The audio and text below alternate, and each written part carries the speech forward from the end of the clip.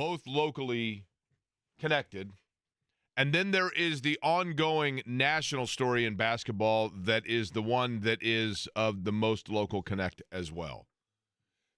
To begin, to be fair, congratulations, of course, to the Indiana Fever last night winning the WNBA Commissioner's Cup. That was a game where they went on an 18-0 run to close the first half, extended it to a 20-0 run going into the second half, and on the road, that was a fabulous performance.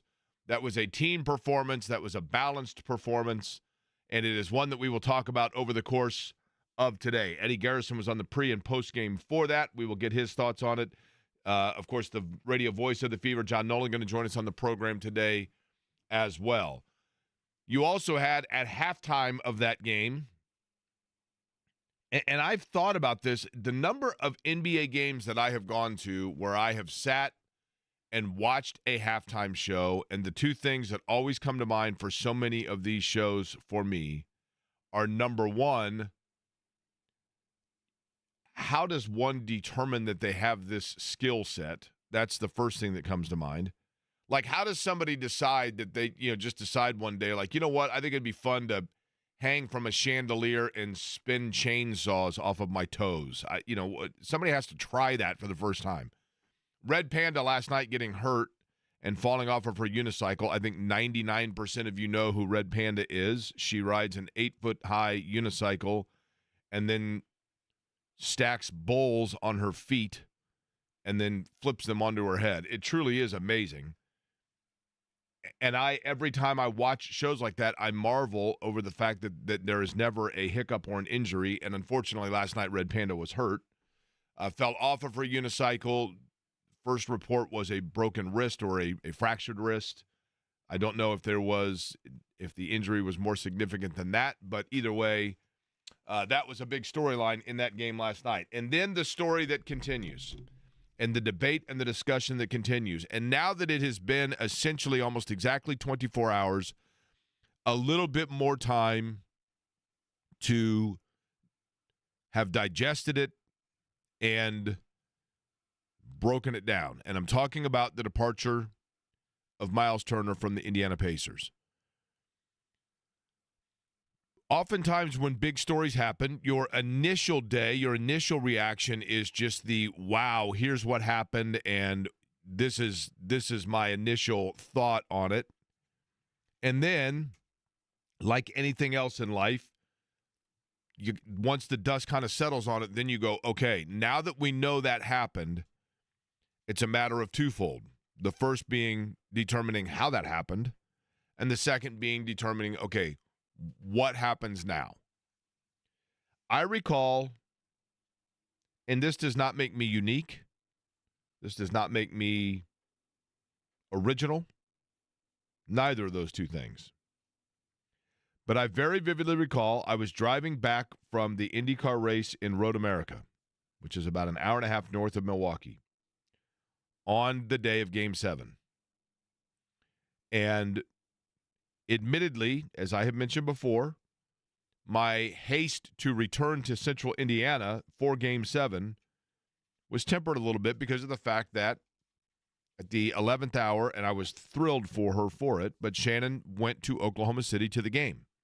So I thought, okay, well, that's who I would be watching the game with, so I don't feel as much an urgency to get back. And truth be told, a game that big, and it had been so long since my sport fandom was reawakened and the nerves and everything else. Games like that, a lot of times, I just like to be by myself, listen, watch by myself, whatever. So I was okay with that. And I was on 294 going around Chicago on the drive back when the game tipped off, and I was right there about when you get on I-65 when the injury happened. And I wasn't even to Crown Point when then I started thinking to myself, what does this do for the Pacers roster? Because you knew immediately, everybody knew. I mean, I'm listening to the radio. Everyone knew with that injury what it was right away.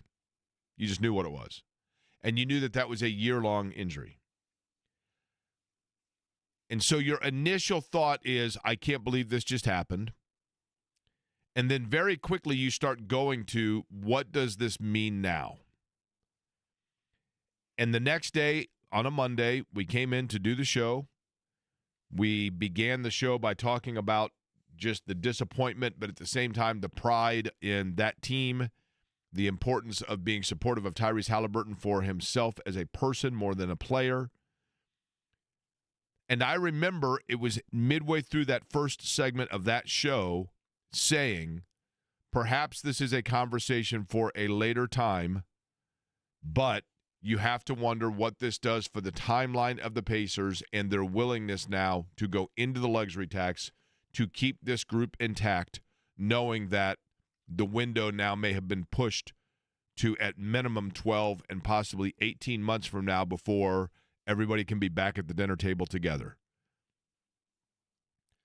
And that seemed at the time like an early time to bring that up.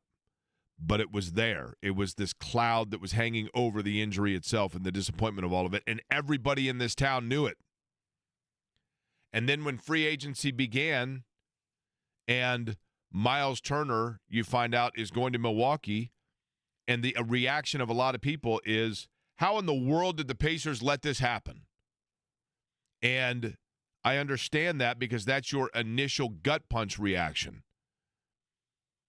But now, just like we did when the injury happened, of saying, okay, that was such an obvious potential implication, or rather result of the injury, the Myles Turner question mark. So now we go to, on this, the day after his departure, breaking it down more into a scientific, where do you go from and what exactly happened standpoint, as opposed to emotional reaction. And because it is that story is that big hanging over. And yes, the fever was a great thing last night. And, you know, baseball's got like 20 games being played today. But in this town right now, still, the big question is that of the center position for the Indiana Pacers. And with Myles Turner, I truly believe, and I may be made to look like a total fool. Wouldn't be the first time. I might be totally off base and wrong on this. Won't be the last time. Won't be the last time either. That's correct. But I truly do believe this.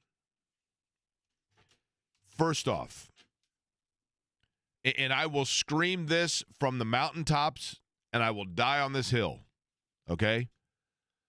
We will never know for certain, and it's a moot point because if ifs and buts were candy and nuts, we'd all have a Merry Christmas. But it's the middle of July now, or early July. The reality, in my opinion, is this. We'll never know this. If Tyrese Halliburton does not get hurt, if the Pacers either win or lose Game 7, but they leave Oklahoma City completely intact from a health standpoint, if the Pacers had won Game 4 and thus closed it in Game 6 and didn't even play in a Game 7, I am 1,000% certain, as sure as the fact that my name is Jake Query, that the Indiana Pacers would have gone into the luxury tax gladly and willingly, and perhaps even apron one of the more expensive luxury tax to do what it took, what was needed to retain Myles Turner. They would have paid whatever it took to retain Myles Turner. They would have given him a 4-year, $100 million deal, which would have been enough to get him here, to keep him here. They absolutely would have done that. But I also understand that sports is a business, and the challenge of sports is we as fans, we as media, we as armchair quarterbacks look at things and say they need to do A, B, C, and D. But teams themselves have to always be looking at the big picture in the grand scheme of things. And the real fork in the road for the Indiana Pacers is this. It is my opinion, and I think many of the Pacers brass would tell you it is also their opinion, that Myles Turner is one of the two most important players on the Pacers roster of this past season. Now, I know people can jump all over me right now, and you can send me messages on social media, and you can text your buddies and be like, this guy Query on the radio just said Myles Turner's their second most, but what a total moron. Has he never seen Pascal Siakam play? Has he never seen Andrew Nembhard play? Has he never seen Aaron Nesmith? I get it. And Siakam might be one of their two best players. But in terms of most important players, of the way that the Pacers team was designed to play, what made the Pacers different? What made, during the playoffs, everybody in the country pay attention to the Indiana Pacers? It was the first syllable of their nickname, pace. And their pace is entirely based upon Tyrese Halliburton's ability to run the floor and Myles Turner's ability as a rim protector and facilitator to begin their breaks and run their offense, and then coming down and being a high post player that can run a pick and roll but can pop out and hit an open three, and one that you have to respect as a defense. Thus, it spreads the defense out if they do get into a half-court set, which completely facilitates for Indiana to start running that high post weave where they find shooters all over the place. The most important piece in that is Myles Turner, aside from Tyrese Halliburton. Turner, in terms of schematically, what Indiana wants to do was that important to them. So, yes, I believe that the Pacers wanted to retain Myles Turner. I 100% believe that. And if they felt that they were within a championship window of the next year or two, they absolutely would have done so. But the reality, and it's a harsh reality, and it's an uncomfortable one, and it's a heartbreaking one, is that because of that injury, the Pacers are a year, if not 2 seasons, away from being able to run it all back again. And if you are now extending and pushing that window and delaying it by a year and a half to 2 years, then with that window, you have to say, okay, that's going to be bleeding into the area where if we want to make another 2 to 3 year run, we've got to have Andrew Nembhard on the roster. We've got to have Aaron Nesmith on the roster. We've got to have potentially Benedict Mathurin on the roster, or Jarris Walker, or Ben Shepherd, the thing that makes the Pacers what they were, the depth of their team, and these guys that play this system that run pace. And if you're going to retain multiple players of that, and you look at 2 years from now, you've got to start putting yourself in position to make sure that because it came down to this, you either paid Turner now and took advantage of when your auxiliary pieces are all locked in, and you go into the tax and you're willing to do it because you know that you've got a 2-year window here, or you push that window aside and say, if we are paying somebody for 2 kind of dead years, and I hate to say it that way, but I'll say more so treading water years. If you are overpaying for 2 treading water years, now you put yourself in real position where you're sacrificing not 1 guy, but potentially 2 to 4 guys in terms of retaining them. I don't think that the Pacers played hardball per se. I truly believe this, and maybe I'm a moron. Wouldn't be the first time, won't be the last time. But I truly believe that what happened is that Kevin Pritchard, Chad Buchanan, Rick Carlisle, Ryan Carr, they sat down and said, listen, Myles, you are a critically important piece to us. You are a beloved member of this community. You are a staple in this franchise. And you are absolutely part of the family. And we want you to be here. However, on the business side of things, starting at the top, where we had a blessing to be able to go over the tax to retain you, it's a harder sell for us now to go and get that check cleared because of everything that I just spilled out for you. And I'm not saying that that is a popular opinion. I'm not saying it's the right one. I think truly that's what happened. And I really do think if there's one area where you could, and I'm going to use the term blame for lack of a better one, where you could critique the Pacers brass, I do think that it is entirely possible, maybe even likely, that what they didn't account for is that Milwaukee would come in and usurp them with a bigger offer that changed everything in terms of their negotiation. And when Milwaukee threw that number out, Indiana basically said, Myles, that puts us into the category that we cannot get clearance on. And you can say that makes the Pacers ownership cheap, except for that, number one, the offer that they were willing to pay him would have still gotten them into the tax, not as high into the apron of luxury tax, but they still would have had a fee to pay. And number two, you could say it's cheap, but at the same time, you have to account for and consider everything that I just laid out. But what happens now is this. Even though the Pacers realistically may not be going for a title for this coming season, and it is very easy to forget, man, I keep forgetting Halliburton's not there. Their key piston is not there. And yes, he's going to be there this time a year from now. We'll be talking about his soon-to-be return. But historically speaking, especially with players that have to use burst and first step, it's still going to take him a half season to get mentally even to the point where he's doing on the floor the same thing. Maybe he is the anomaly.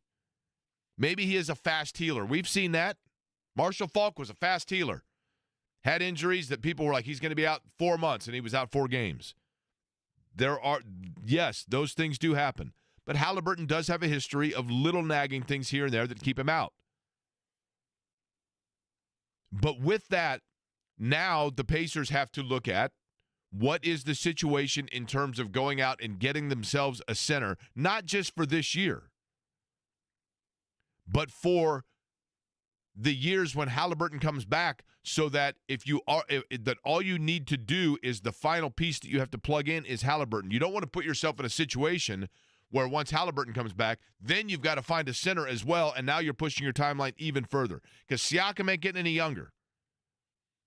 And so many of those players are just entering prime. They've got some luxury of time there, but guys like Siakam, which becomes a focal point, and now what was the selling point on Pascal Siakam when he came to Indiana and why it was worth re-signing him even though he was going to be past 30?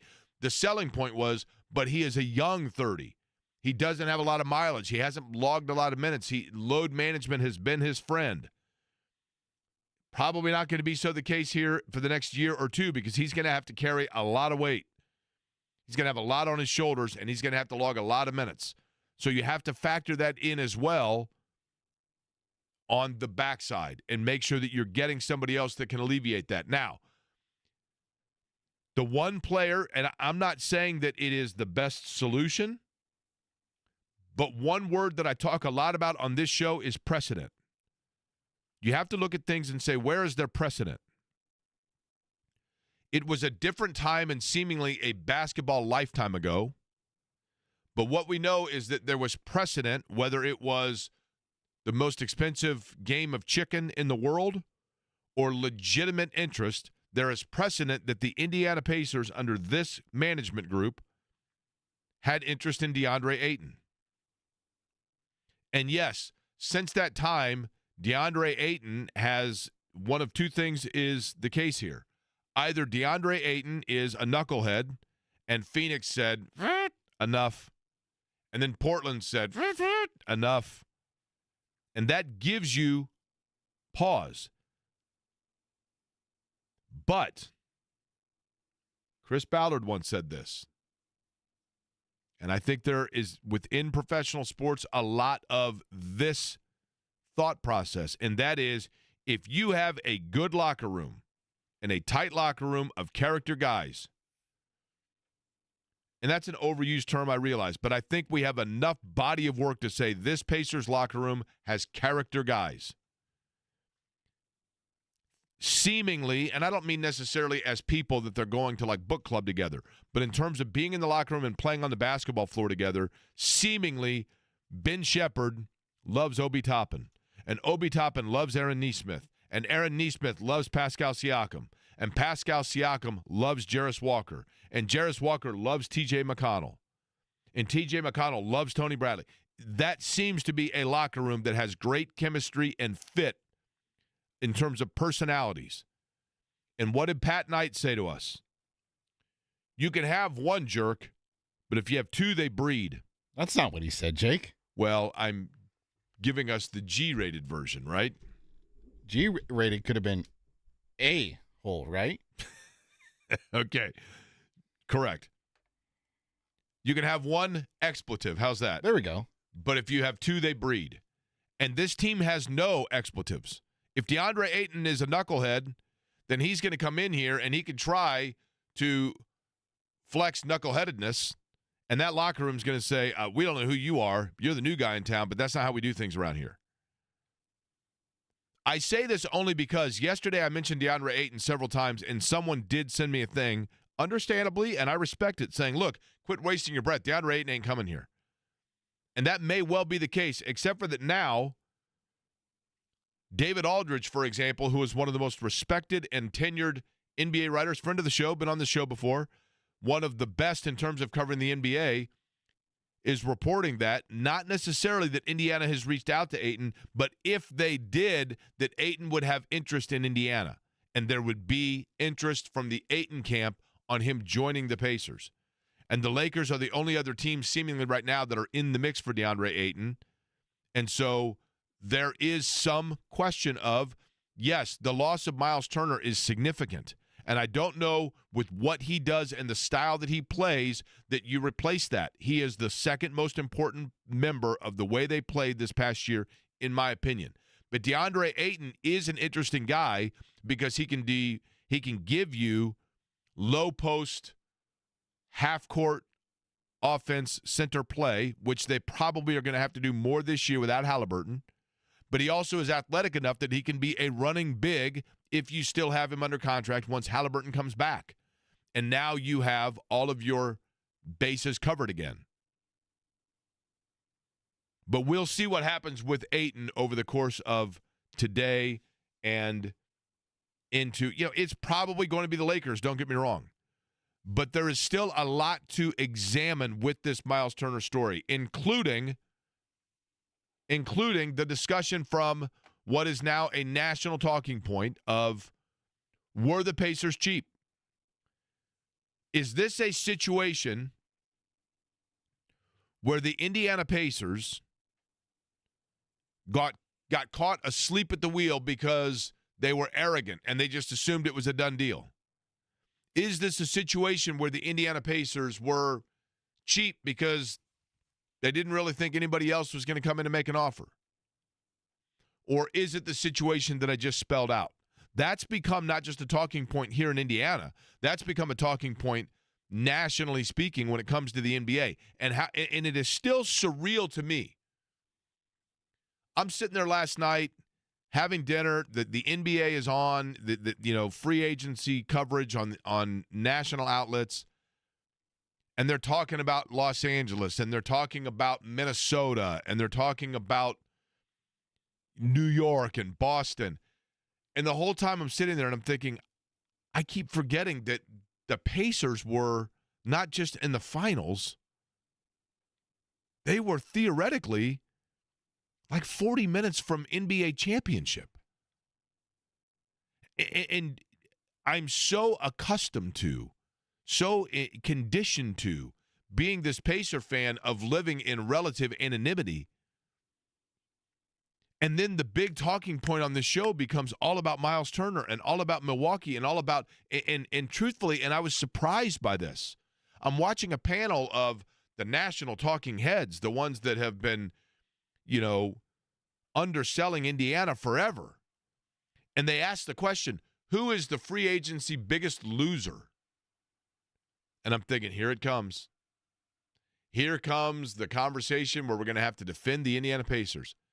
And you know who Tim Legler, Eddie Garrison, wrote down as the biggest loser in free agency? I'm assuming he went with the Indiana Pacers? The Milwaukee Bucks. I'm just kidding. He went with the Milwaukee Bucks because he said, Myles Turner's a great player, but A, they might have overpaid for him, and B, they leveraged everything to get him. They're paying Damian Lillard still. They're way over the cap. There's no guarantee that Giannis is going to buy into this, although all signs point to it that he's going to. And now there's other players they're talking about going out and getting. And there's no – what did we learn? What did the Indiana Pacers crack the code on? The Indiana Pacers cracked the code on the fact that you don't need to go out anymore and develop super teams. You don't need to go out and buy championship teams. You can do it organically. But did the Indiana Pacers, after doing it organically, then get caught asleep at the wheel, sitting too firmly on their wallet instead of opening it up? And is that what cost them? That was a topic of conversation, and something very interesting was said that I want you to hear from a national standpoint about the Pacers as they were debating it. I'll play that for you, react to it when we come back. Fever conversation as well. James Boyd going to join us about 35 minutes from now. John, we're actually going to start doing our NFL tours of talking about teams the Colts are going to see on their schedule in the upcoming year, and we begin that in the 2 o'clock hour. And you can guess which writer and which market we start with because he's one of our favorites. We'll let you know in a bit who that is as well.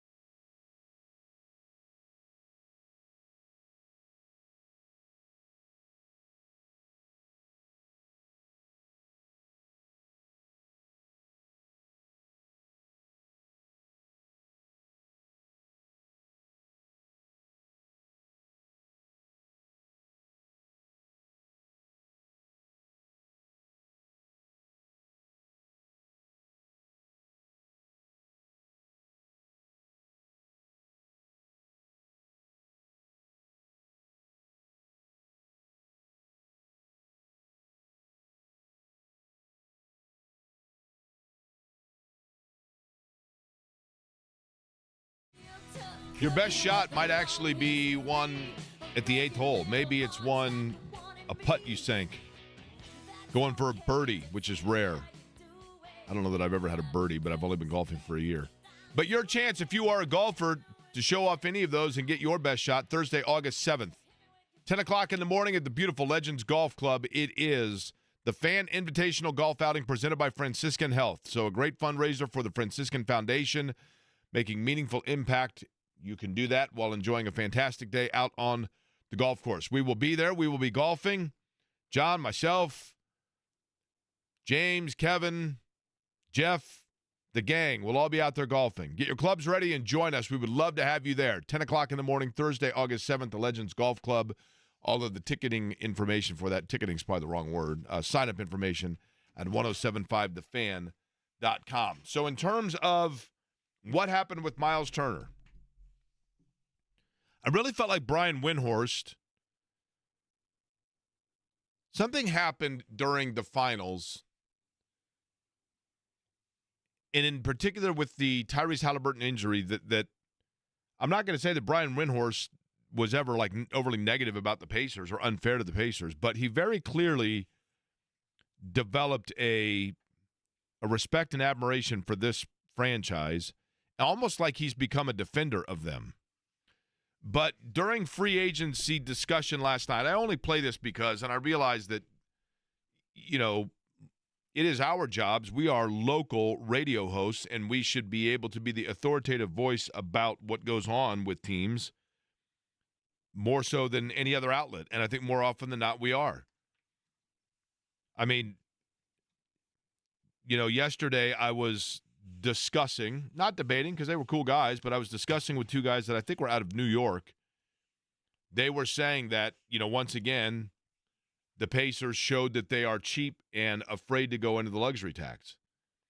And I simply made the point of, I respect your opinion on that, but at the same time, there absolutely was a discussion from the ownership of the Pacers that, assuming this group was going to be intact to retain Myles Turner, they were willing to go into the luxury tax.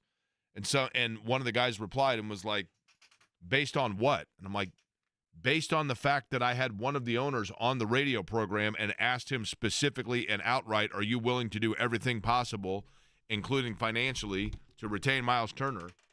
And he said, yes. I mean, I'm paraphrasing the conversation, but he said yes. But nonetheless, there is that discussion and topic because it has been so long since Indiana went into the luxury tax. For those that are unfamiliar, what that means, you have a salary cap within the NBA. If you exceed that salary cap, you can do that, but there is a penalty that comes with exceeding the salary cap. That penalty gets bigger depending on how much you are over the cap. There are basically tiers of the percentage that you pay. And so Indiana is one franchise that has not in some 20 years gone into the cap or gone over the cap, and so that has developed the reputation that they are quote-unquote cheap. It was discussed by, and Eddie, remind me again, the three names. Brian Windhorst is one of them here. He is the one name that is, I think, kind of defending Indiana, right? Yeah, Tim McMahon and Tim Bontemps are the other two, so it's the Hoop Collective podcast. And it begins with Tim McMahon. He is the one that I think is the most vociferous in critique of Indiana. Here we go. This was last night. You lose them over being cheap. Yeah. Like, that's it. There's no other way to put it. It's Well, not. look, this isn't about the aprons. This isn't about the new rules. It's about being cheap. That offer that they had in the 20s would have put them into the tax. So for now, and then they would have got out of the tax. I mean, into the tax, sure, but not like just they're not soaring past aprons and stuff. It would have put them in the tax for now, and they would have gotten out because they could have easily gotten out. Well, and dude, they just had a finals run. Trust me, they made money this year. They made lots of money, and again, it's just the most deflating thing. And they played a lot of home games. Yes, they did. It's just the most deflating thing to have a team like this have a run like this, like you said. And yeah, the Halliburton injury obviously is brutal, but then to have this as the follow up on it, where you lose this guy again. Like, this is not the Celtics having to trade away players. This is not the Wolves not re-signing Nickeil Alexander-Walker or the Cavs not re-signing Ty Jerome. Those are financial decisions that you might be disappointed as a fan, but you can at least understand the structure of the team. And all right, you have to lose somebody. This is a core critical player from the team not being re-signed because the Pacers were being cheap and trying to play hardball with the guy, and it blew up in their faces. And now they have no way to come back from it this year. Like, we'll see who maybe they could sign DeAndre Ayton or some other person, but they're not Myles Turner. There isn't a Myles Turner replacement on the market. And I mean, they did give DeAndre Ayton the contract he just got bought out of. Right. So to have him play for him. So maybe he winds up there, but it's just a bummer all the way around. Okay, two things here. Number one, I think people forget this. Yes, it has been a long time since Indiana went into the luxury tax. But how often did they ever need to? This was the first time in that period where contract expiration and finals contention had a confluence. So it's kind of unfair to say, well, Indiana didn't go into the luxury tax 20 years ago. Yeah, I mean, like, bringing back Ike Diagu and Mike Dunleavy did not necessitate them going into the luxury tax. And when they had the Paul George, David West, George Hill group, those were young guys on young contracts. And then the Paul George thing, it was Paul George's decision to leave. It was Victor Oladipo's decision to be traded. So you can't say that it was the Pacers' unwillingness. The Pacers would have paid Paul George. He didn't want to be here. Okay. Secondly, and the thing that is the biggest, in my opinion, glaring hypocrisy here, you can't condemn the Indiana Pacers for not paying the luxury tax and then excuse the Boston Celtics for having to trade away assets because they're in the luxury tax. Like when he says, this isn't the Boston Celtics who are having to get rid of players. Why are they having to get rid of players? They're having to get rid of players because their best player has an Achilles. He's going to be out next year, and they're over the cap, and they got to start shedding salary because they deem that they're not going to be competitive next year. Isn't that exactly what, to an extent, we're seeing? It's not that Indiana's shedding salary. I'm not here to carry the Pacers' water. Don't get me wrong. I would love it absolutely. Yesterday, you know what I did last night? It was beautiful out. You know what we did last night from 6 to 7:30? We walked up and down the Monon because it was beautiful outside. And I was walking around, and I looked like the Lone Ranger getting off the horse. You know why? Because I was walking funny because I've been kicked in the nads all day. Because that's what it felt like with Myles Turner leaving. I hate it. I hate that he's leaving. I want more than life itself for him to return and for this team to be intact. And I loved this Pacers group. Loved them. And trust me, did it make me mad? Did it disappoint me? Yes.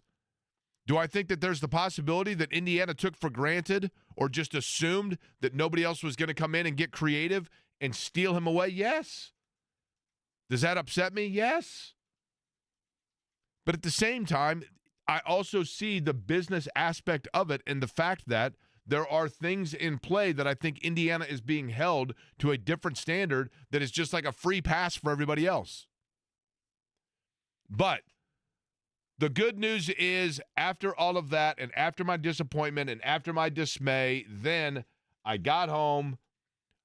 I turned on Amazon Prime. I don't know if you turn on a streaming service, but I streamed Amazon Prime. I had the game on the radio for the first half of it, for that matter, bleeding into the second half. And I heard another example of great team basketball and balanced scoring and coming together for a big, big win. Eddie was on the pre- and post-game for it. I'm talking about the Fever, who win the WNBA Commissioner's Cup. And Eddie will break down for us what happened next.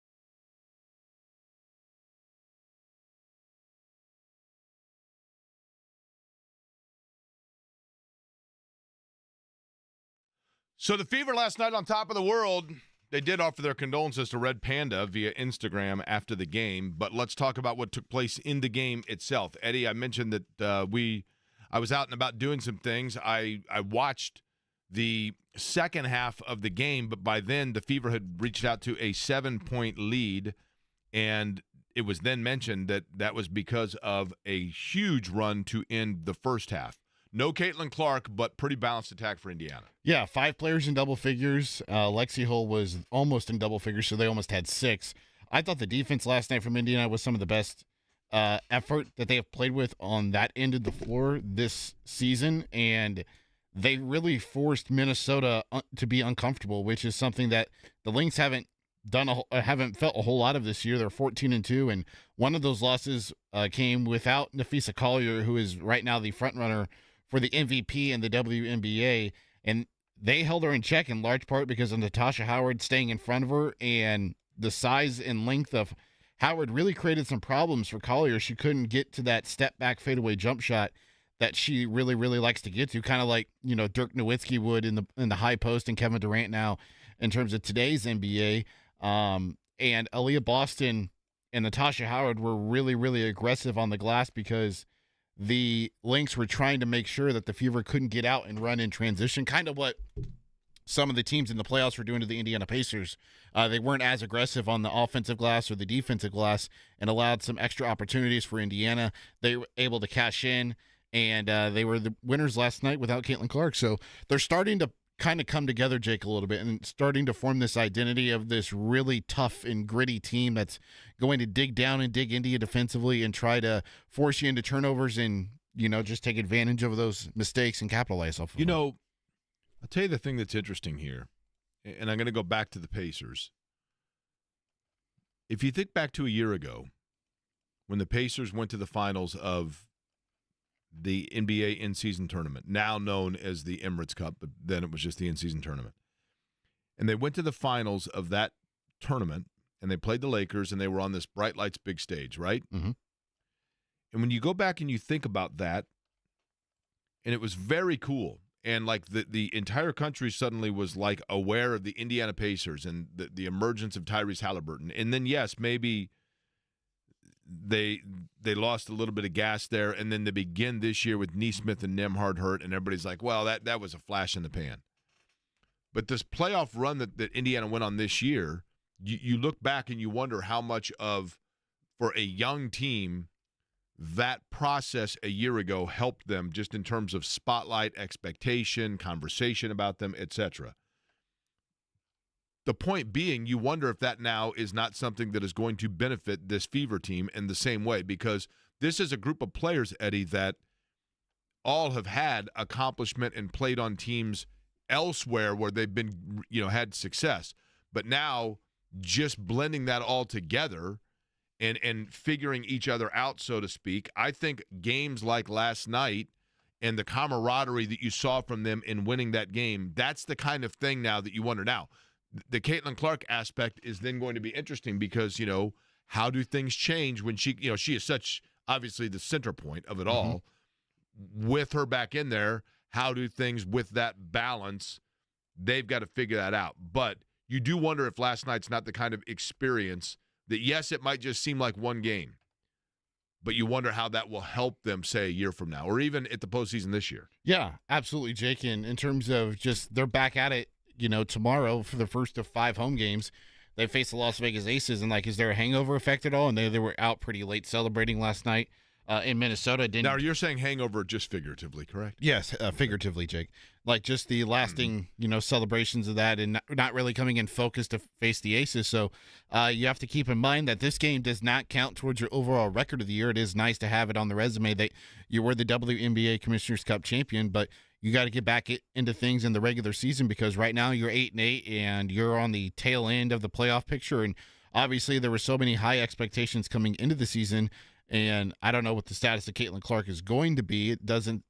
Obviously, she didn't go through shoot-around yesterday in warm-ups, as Scott Agnes noted on this very program yesterday. So They've got to get back into that mindset of trying to win games during the regular season, but I'm sure when they look back on it, when it becomes playoff time, they'll look at this game and be like, hey, look, the recipe for us to compete in the playoffs was there. We just have to dig in defensively and make sure that we're getting good shots. Sometimes different franchises look at like the little things like that tournament in different ways. I mean, there are probably some that are like, yeah, whatever. It was one game. It was an excessive game. It doesn't go for their schedule, whatever else. It's kind of one of those games that there was a lot of benefit that could come from it if you were to win it. I don't know that there's necessarily, if they had lost that game, do you walk away and you go, well, I mean, if nothing else, it's just it's more minutes logged, etc. But a learning experience. Yeah, a learning experience. Eddie, I don't know if you know this or not, but I'm in the second half century of my life, right? You haven't dropped that in a while. I'm between turns 3 and 4, and exiting turn 4 of my career. You're in the short shoot. Oh, no, you're out of the short shoot. I'm out of the short shoot, buddy. But here's the thing. You never stop learning, right? That's right. You never stop learning. Especially on this program because we entertain and educate. Well, we do, but we do it in the other way around. We educate and then we entertain because the entertainment aspect is very secondary in this program. We did some research the other day. They did an exhaustive research, and what they found is this. Kids love the show. Kids love it. But what they most importantly found is that people very seldomly entertained, occasionally educated. You know what I mean? Yeah. Like, for example, I learned this fun fact yesterday. When I learned, do you know what animal has the highest blood pressure in the animal kingdom? Oh, goodness. No, I don't. I learned it yesterday, and I thought, see, you never stop learning. And then you think about it, and there's a very plausible reason for it. Okay. What animal has the highest blood? Like, I'm on the blood pressure meds, right? Yeah. I take these little tiny pills every day. I'm on the blood pressure meds. And then I thought, well, if I go to the zoo, and yes, they have this animal at our zoo. If I go to the zoo, maybe I could probably get in trouble for that. What animal is it that has the highest blood pressure in the animal kingdom? Giraffe. Now, what would make you say that? I don't know. Is that your guess? I was just thinking maybe it's one of the bigger animals. Okay. I'll let you know. Well, but I also could see it being one of the smaller ones. What about the hippo? Also true. I mean, they got. But they have a pretty chill lifestyle, Jake. They just soak in mud or water. More, not a lot of activity. I mean, unless they got the Ozempic running around in the hippo world. They're all fat, right? Yeah. Hungry hippos. Hippos, by the way, can run like the wind. Did you know that? Really? They got a bad attitude, and they are lightning fast, hippos. Hippos you don't mess around with. Rhinos, very docile, but they got that tusk that they rub up on people that can injure people because they're actually trying to be like a cow or a cat and be, they're docile animals. They're friendly. They're emotional. They're nice, but they're a little bit dangerous. But they're fat. They're fat guys too, right? I was going to say fat fellas, if you're wondering. But they're fat, too, so they might have blood pressure problems. I'll let you know the answer. James Boyd joins us next.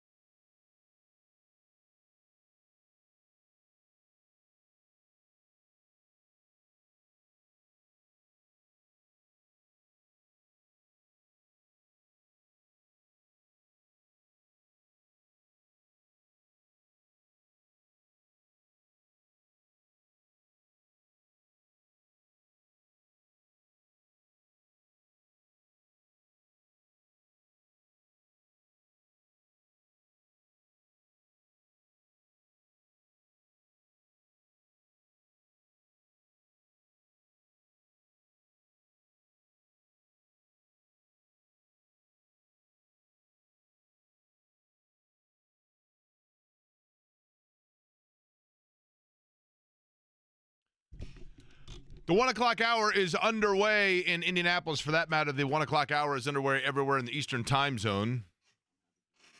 My name is Jake Query. Eddie Garrison, the other voice you hear on this program. It is known as Query and Company here on 93.5 and 107.5 The Fan. You folks, of course, making up the company. I thank you for allowing us to accompany you each and every day when you are out and about doing your errands, when you're at work, when you're playing hooky, whatever it might be. Of course, in the mornings, you hear on this radio station, the Fan Morning Show with Jeff Rickard, Kevin Bowen, and our next guest, who joins us now on the Ryan Guys Brewery guest line, James Boyd, joining us. And we have Colts discussion to get to, but I'm going to begin with a hypothetical, James, for you. Now, are you driving right now, just out of curiosity? I am not driving. I am seated on the couch. Okay, good. Because here's what I need you to do. I need you to close your eyes for me. I'm not going to hypnotize you, don't worry, but I need you, James Boyd, to close your eyes. You ready? I'm closing my eyes. So you're closing your eyes, and I want you to envision. Don't fall asleep now. That it's about a week before Thanksgiving, okay? So you're starting to think about, what you're going to maybe have for Thanksgiving dinner, and, it's the weather's not great outside. You know that you got a show lined up where you guys are going to be talking a little high school football because the state finals are upcoming. The bucket game's coming. Indiana and Purdue are both trying to put themselves in bowl position. But you also know that you're going to talk about the fact that the night before the Pacers had a game, and they had a game at Gainbridge Fieldhouse. 16,500 people were there. And in that game, you say, yeah, last night, really good game for the Pacers. Their starting center had 17 points and 11 rebounds. That's what we've been expecting, and it looked like a breakout, and it's nice to see that that's starting to come together. And Kevin says, yeah, no, I totally agree. And then you begin talking about that starting center for the Indiana Pacers in this scenario. That player is who? DeAndre Ayton. Yesterday, I mentioned, James, DeAndre Ayton on several occasions because I believe in precedent, and the precedent says this Pacers group had interest in him. And somebody sent me a thing, and they're not wrong, that was like, look, quit talking about DeAndre Ayton. That's never going to happen. It seems as though because there has not, and my understanding is he cannot be signed anywhere until 5 o'clock today. He's been bought out by Portland, etc. I think he matches in a couple of ways, but the one area where I don't think he matches is there is some stigma that he could be, an attitude guy and a locker room disruption.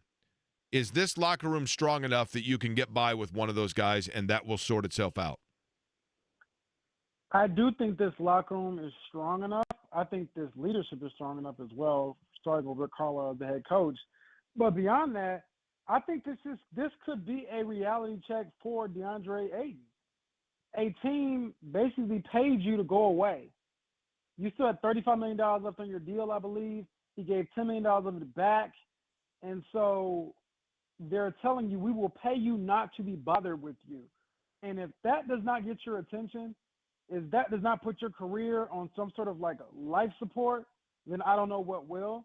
So I don't mind. I said it earlier on the morning show. I do not mind if the Pacers take a one-year flyer on this guy. It's a gap year anyway. But I do think he needs to upgrade at center. And when we look at the options that are out there, he's the best one talent-wise. It's all the other Correct. stuff. Now, here's the thing, though, James. I agree on the one-year flyer, and gap year is a good way of saying it. It's a maintain. It's a treading water year, right? I mean, you Yes. keep. So, having said that, would you not want to lock him in, though? Because what happens if DeAndre Ayton arrives here, you give him a one-year flyer, he plays really well, he fills the void, and I do think that he's a guy that can run a little bit. I also think that he's probably maybe even a better, say, offensive rebounder than Turner. And I love Myles Turner. And I think Turner is a very, very, very important piece to the way the Pacers played.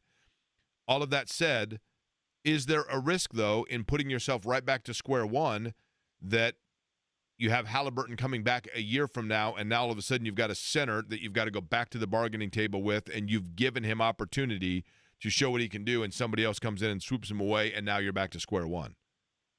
Are you referring, sorry, cut out, are you referring to DeAndre Ayton or Ayton, someone yes. else? So Ayton. So if Ayton comes in and you pay him for a year and he plays well, then you've got to sit back down to the bargaining table, and there's no guarantee that you have him.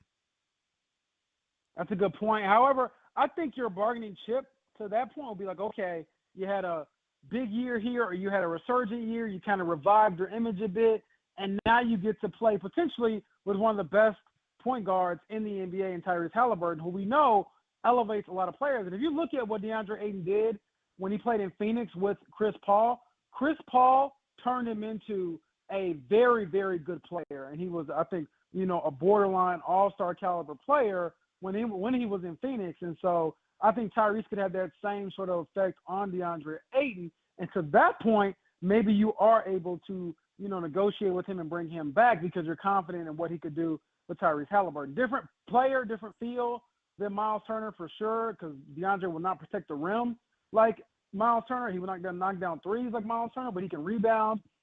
He can provide you with a little more, inside presence than perhaps Myles Turner does as far as from like a girth and body weight standpoint. However, I think your biggest bargaining champ would always have to be Tyrese Halliburton, trusting that guys want to play with him. Do you believe that the criticism of the Indiana Pacers not wanting to go into the tax is fair? Yes, I think it's fair, but I do see it from both sides, and I know that's the typical radio answer, right? Typical political answer.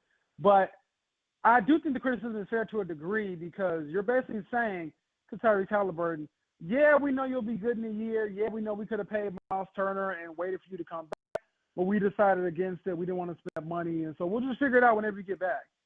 That's how it comes off to me.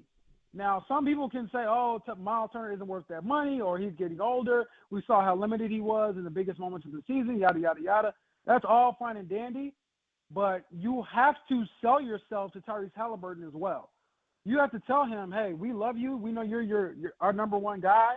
However, we need you to, step up and, help us get another player in here. And you already had one in here in Myles Turner who could probably help you get very far in the playoffs. To go back on that, to move on from him, what is your alternative? What's your next plan? Because if it's just trust us and we'll see, I don't see how Tyrese Halliburton can feel good about that. The thing with James Boyd is our guest, by the way. Of course, you hear him on the morning show here on 93.5 and 107.5, The Fan. What I want to know, James, and I don't know that we'll ever know this, but I'm curious your gut on this.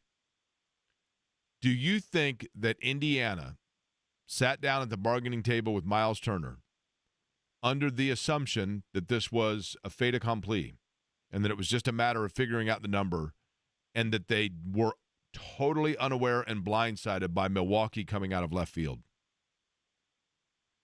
Yeah, I think that they were blindsided to a degree. Because what Milwaukee did, Jake, for those listening as well, it's sort of unprecedented. We've never seen a team waive and stretch a player, and for those listening, that means to waive the player, basically say we don't want you anymore, and then stretch him. We'll take your remaining money and stretch it over the next 5 years and still pay you all of your money, but to this degree. I mean, the guy is still owed $112 million over the next 5 seasons, so they're going to be paying roughly $20 million plus for the next 5 years for a player who will not play for them. That is unheard of. I mean, the Pacers did this years ago with Monte Ellis, but again, Monte Ellis only owed like $11 million over the next 5 years. This was not the same as owing $112 million. And so maybe the Pacers are blindsided. Maybe they didn't offer enough money to Myles Turner. But I don't know if it's fair to say, they kind of snooze, you lose type of thing. What the Bucks did was extremely desperate and extremely unprecedented. And again, you could look up in 2 years from now and say, hey, we made the right decision not putting sugar on Myles Turner, not giving him a lucrative extension or lucrative contract. But for now, I just feel like it's kind of twofold. I mean, honestly, the part that I feel like is getting not talked about a lot is that none of this happens, at least Myles going to the Bucks, without another star tearing his Achilles and Damian Lillard. Because if he was healthy, they wouldn't be doing this waving and stretching stuff. So it was just such a unique situation. I don't know if we'll see something like this ever again, honestly, in NBA history. If you can tell me, James Boyd, this is a great trivia question. Prior to this incident with Damian Lillard, who previously held the record for the largest financial buyout in NBA history? I just heard this yesterday on the TV, and I forget the guy's name, but I want to say it's about $31 million, and it might have been in 2000, the year 2000. I know this. Go ahead, Eddie. Nicolas Batum. Incorrect. No, No, it was not him. It was some guy I had never heard of, to be honest. Bison Dele. Yeah. Who the heck is that? Bison Dele was formerly Brian Williams. He was a center out of the University of Arizona that then became, I don't know who you would compare him to today. He was just kind of a guy, obviously, because the Bulls were like, here's $31.7 million to go away. Sadly, actually, Bison Dele, because he changed his name to Bison. Bulls? It was the Bulls. That's the most Bulls thing ever. Hold on. It might have been, now that I think about it, it may have been that the Bulls picked up a contract that had been signed from elsewhere. I think maybe it was Detroit that originally had signed him. Let me read it right here. He announced his retirement shortly after. He was the Detroit Pistons' highest paid player, yes, and then the Bulls picked up the contract and used it for cap space, and they were part of the buyout. So it wasn't really the Bulls that were at fault. But sadly, Bison Dele is the one that I believe this is correct. He was lost at sea. He was like out on a boat with his brother and either fell overboard or his brother was later charged with it. It was like a bizarre situation, but he was never found. Lost at sea. Kid you not. But Bison Dele, the correct answer. But nonetheless, so James, I guess final, tie on this before we move to the Colts here. The other situation to me that comes into play, and you tell me if I'm being way premature and way too over-analytical in mentioning this. If the Pacers are not able to resolve the center situation now, and of course, who knows how long the Halliburton recovery period will take, do they in any way, shape, or form start then looking at whether or not they flip Pascal Siakam into future younger pieces and start all over? I think you have to at least entertain it. And I know that sounds crazy because we're looking way, way into the future, and Pascal could still be a very good player a couple years from now. But I think you at least have to open the door to that and explore all options because, as we know, and as people on social media have reminded me over the last few days when I did say that the Pacers' title window is closed, and by window I meant the next 2 or 3 years. Now, if you're saying your window is as long as we have Tyrese Halliburton, then of course I think they have another chance to rebuild this roster, to get back to title contention, to hopefully get back to the finals. All of those things I think are still true, but to that extent, like you pointed out, Jake, it might look different who your secondary co-star is and the rest of your roster. So if that means moving on from Pascal, it's a hard decision, but I think it might be a necessary decision if it gets to that point to recoup some assets and then rebuild around still a young-ish Tyrese Halliburton, who we think his game and his size and things like that will help him age well in the league. Like he's not a, Ja Morant type, doesn't jump really high and, take a lot of hits going toward the basket. His game should age well as long as he comes back from his Achilles injury, with no setbacks. And then from there is just what other pieces can you retool and put around him to help him get another shot. But I will say it is a lot easier said than done because as we've seen, and I think Giannis is a perfect example of this. Speaking of, Myles Turner going there, they won one with Myles Turner. With Giannis Antetokounmpo in 2021. But since then, they've kind of retooled and tried to redo things and manufacture other things to make them, a title contender again. And every single one has failed. I mean, to be honest with you, I'm not even sure if the Bucks are better with Myles Turner today than they were, with Brook Lopez last season. So to me, they're kind of stuck in mud as well. Yeah, he's a younger, more fluid version of Brook Lopez, right? In terms of what Lopez did for them, in terms of what Lopez did for them specifically. James Boyd, our guest. Of course, you hear him on the morning show. He is on right now, the Ryan Geist Brewery guest line here on Query & Company. Let's shift to the Colts, James. I need you to close your eyes once again, okay? As if you have not been doing this interview with your eyes closed. And I want you to think of this scenario, okay? All right. It's a month from now. We're a week into Colts training camp. Anthony Richardson's throwing. The quarterback battle is heating up between Daniel Jones and Anthony Richardson, even though maybe there's somewhat window dressing because I think Daniel Jones is the guy unless he's not. And so we're talking about that, and we're analyzing it, and there's discussion about it. And they go into the locker room after one of their practices, and a guy walks up to Anthony Richardson and says, "Hey, man, I got to thank you." Richardson says, "Why?" The guy goes, "Because there has been so much scrutiny on you, whether or not you can reach your potential, and so much scrutiny on the quarterback battle and the position in flux that no one's talking about the fact that in reality, I at my position am in the same situation. I need to perform. The management knows I need to perform. The coaches know I need to perform. I know I need to perform. I've underperformed to this point, and my job could be taken away from me, but nobody's talking about it, and I don't have that pressure because they're focused instead on you. That guy is who? Ooh. I think in this scenario, Daniel Jones will probably be in this scenario. He would be the guy going up to the other quarterback saying, I'm glad that they're not talking about me. Well, but I'm saying, so aside much. from the quarterback battle, if there is a player on the roster that needs to perform aside from quarterback, Kwity Paye? I'm sorry. I thought you said specifically for quarterback. I'm so sorry. My phone cut out. But I will say, okay, sans quarterback, excluding quarterback. So a guy that's walking up to the quarterbacks and saying, thank God that you guys are having this battle because nobody's talking about the fact that I need to get it going here. Oh, man. I think that player might be A.D. Mitchell. Okay. That player might be A.D. Mitchell because let's not forget here, second-round pick, all the talent in the world, all the physical gifts. They keep talking about upside, which I believe is kind of sort of a backhanded compliment at some point because upside means you haven't reached, enough of your potential to actually be good. If all we ever hear about is upside and potential, similar to Anthony Richardson, then that means you haven't reached it yet. So I think that he's someone who certainly, especially with the way he acts in practice, I mean, this guy, after every catch, he's celebrating, he's talking stuff, he's throwing the ball in the air, he's acting like he's a dude. And so I'm thinking, okay, well, you better show us something on Sundays, man, because he's seen all these practice highlights. But every time Sunday comes, we don't see you show up. Now, I get it. It's only 1 year, so I'll give him some grace.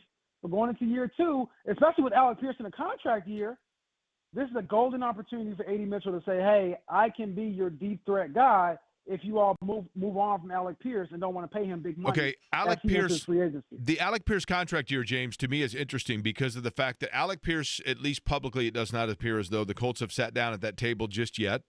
Is that A, because the Colts don't typically do that until the contract year is over? B, because the Colts still want to see more from Alec Pierce and push him to show more? Or C, the Colts just figure, yeah, look, we know what we've seen from this guy. We want to have him around, so we'll deal with that, and we don't have any reason to believe he leaves. I think a lot of it has to do with the fact that they just probably can't pay a bunch of wide receivers. So in my mind, you paid Michael Pittman Jr. big money. You probably want to pay Josh Downs at some point, who I think is a better player or more valuable to your team than perhaps Alec Pierce is. And you can't pay 3 wide receivers big money. So that's why I think the A.D. Mitchell factor comes in heavily in this upcoming season because in my mind, now this is just me, this isn't a report, this is just me kind of speculating and throwing it out there. Again, not a report, but I would not be surprised if Alec Pierce walked next offseason because in theory, you drafted A.D. Mitchell to take his place at a much cheaper price. And, he can, in theory, do some same things. Take you deep, take in off theory, the defense right? And make big plays. In theory, yeah. But it's all in theory with this guy until he proves it on Sunday. I mean, A.D. Mitchell is the one that – the problem with A.D. Mitchell at this point is that every highlight of A.D. Mitchell, every single one of them, was college, right? Right. And he had a hell of a college career, but who cares at this point? Right. I mean, like you got to – and I don't know I don't mean this to I don't know A.D. Mitchell, so it is sometimes it takes guys just a while. It took Reggie Wayne a while, I mean, it's sometimes it takes guys a while. But with A.D. Mitchell, it feels like I don't know if it's an immaturity. I don't know if it's an entitlement. And maybe it's just that it takes a while. What do you believe was the reason for a piston misfire?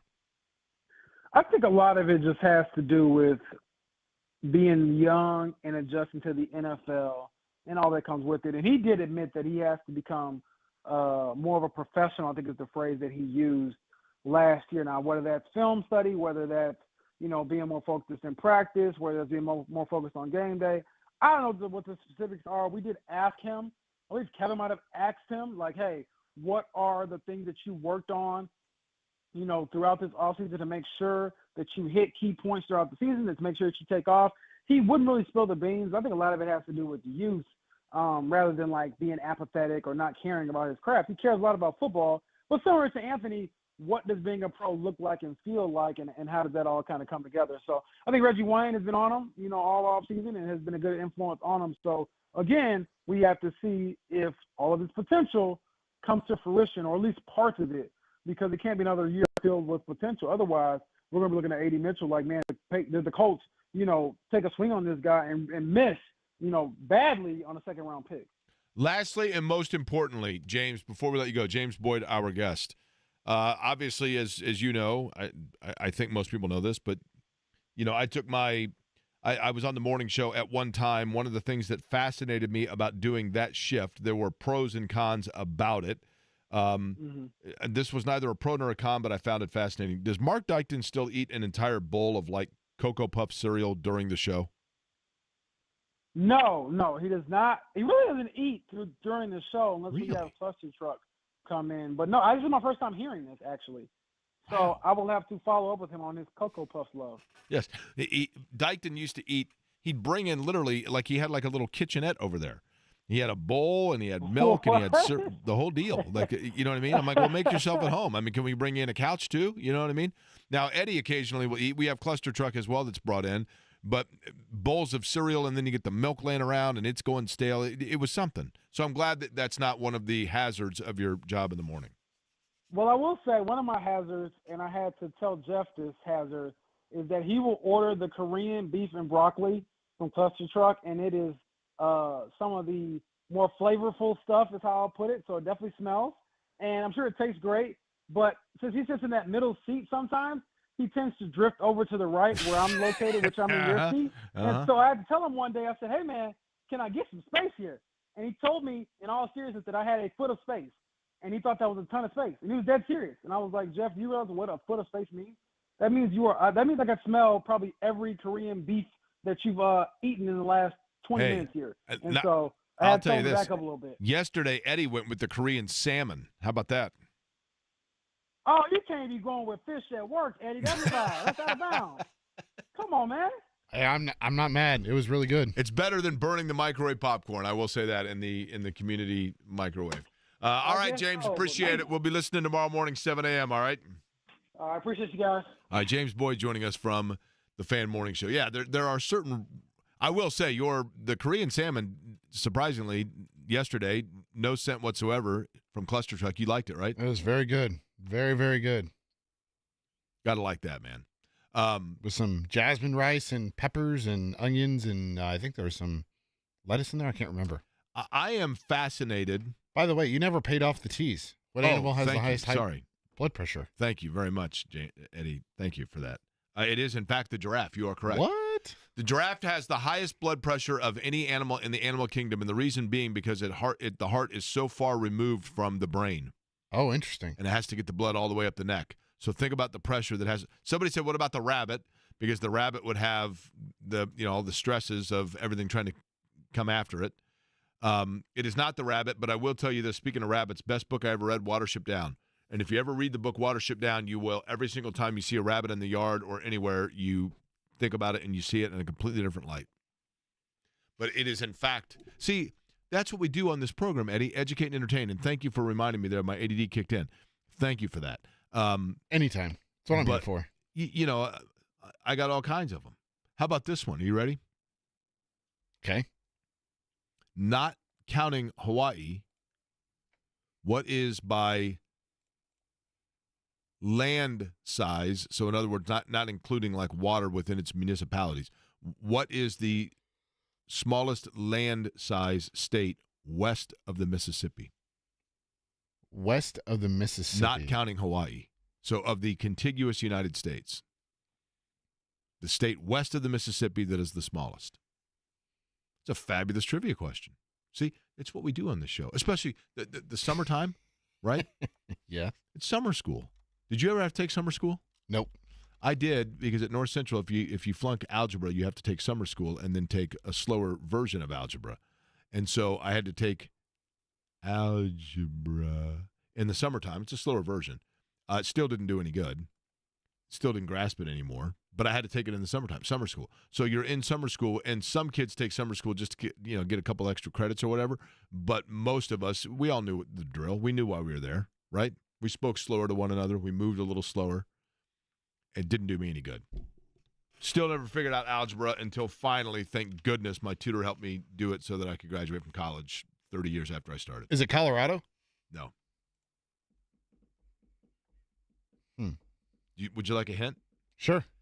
I'll give you this hint, but you cannot react to it until we come back. You ready? I'll try my best. Oh, no. We suck again.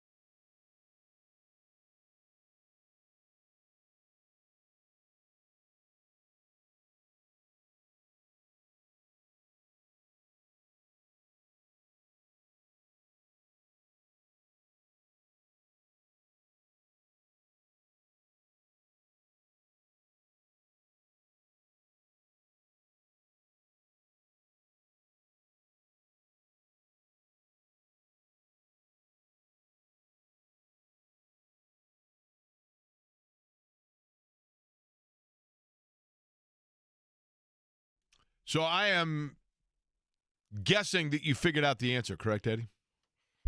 Yes. It's kind of a trick question to an extent because technically speaking, part of it also is east of the Mississippi, but that doesn't matter because that's even less land that would be west of the Mississippi. But the smallest state in terms of land area west of the Mississippi is, in fact, Louisiana. Arkansas would be just behind it. Arkansas, really? That's right. Arkansas, by the way, and I've always... Ooh, pig suey. Wee, pig suey. That's what they say there. You walk down the street with the Razorback fans. You know, here, for the last month or so, you'd walk down the street and people would just say, yes, sirs. You know what I mean? you walk down the street in Arkansas, and the one thing I noticed when I've been to Arkansas, which is a vastly, vastly underrated state in terms of its natural beauty, it is gorgeous. Mm-hmm. But I went to, when I was in college, we spent a weekend once in Fayetteville, Arkansas, at the University of Arkansas, and went to the Arkansas-Baylor football game, as a matter of fact. But what I noticed is that every single guy, at least in my experience, every guy that I saw in Arkansas was 5'6", 205. Like literally every single guy. And a lot of them had little hands, kind of like Kenny Pickett in Arkansas, but beautiful state. As somebody who has now been to all 50 states, Eddie, and I tease this every so often, I never actually, it would require work. You tell me on a 1 to 10 scale, I would like to know, Eddie, a 1 to 10 scale, 10 being totally interested, 1 being you would have no interest in it. You ready? Okay.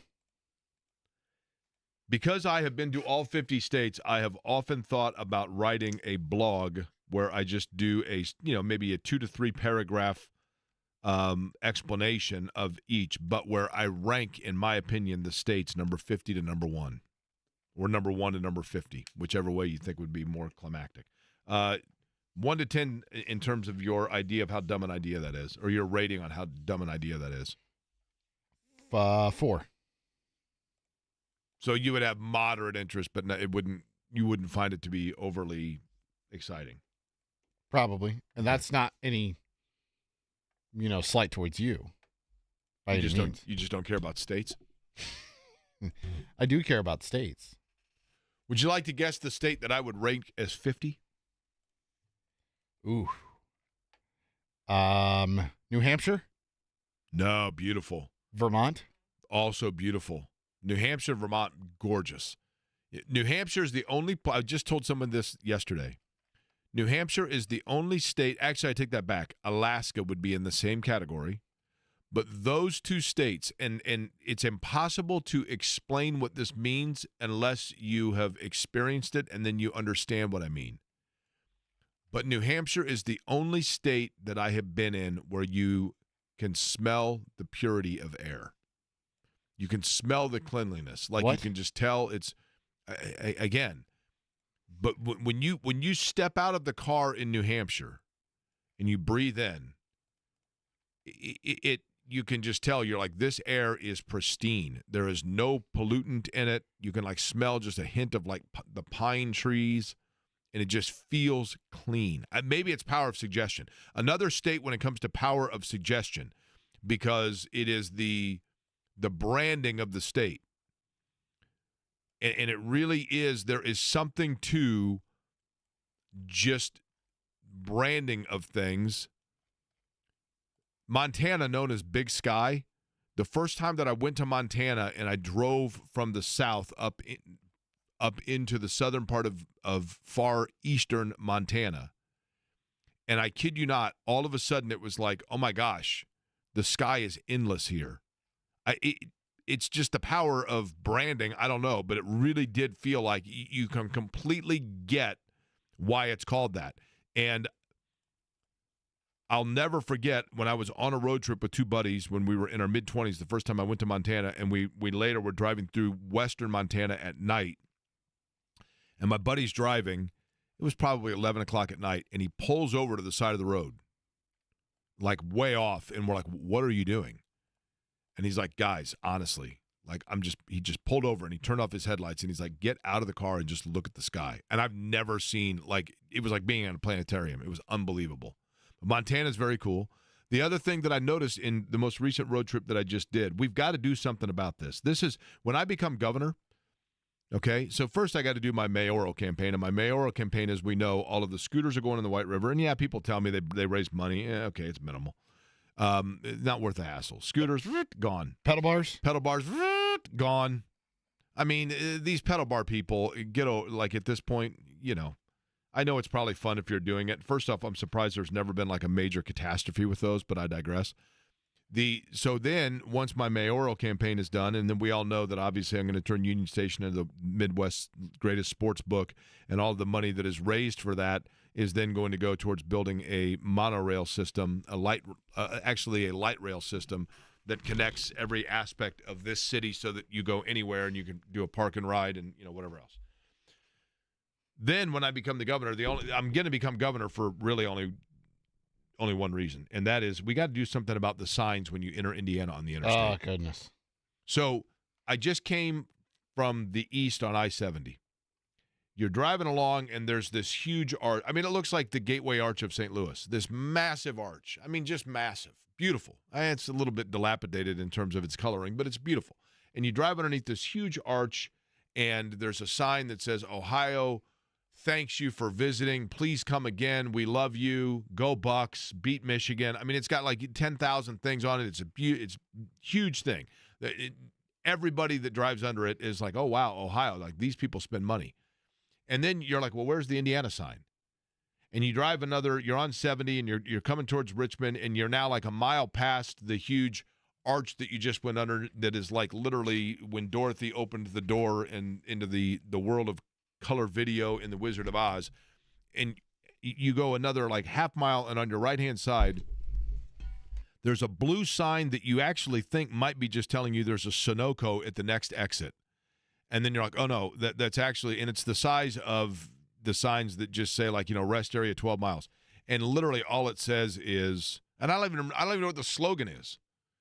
It's something like there's more to see in Indiana or more prosperity in Indiana or something. And it looks like it's the font on it is awful, and the graphic design of it is terrible. It's not good.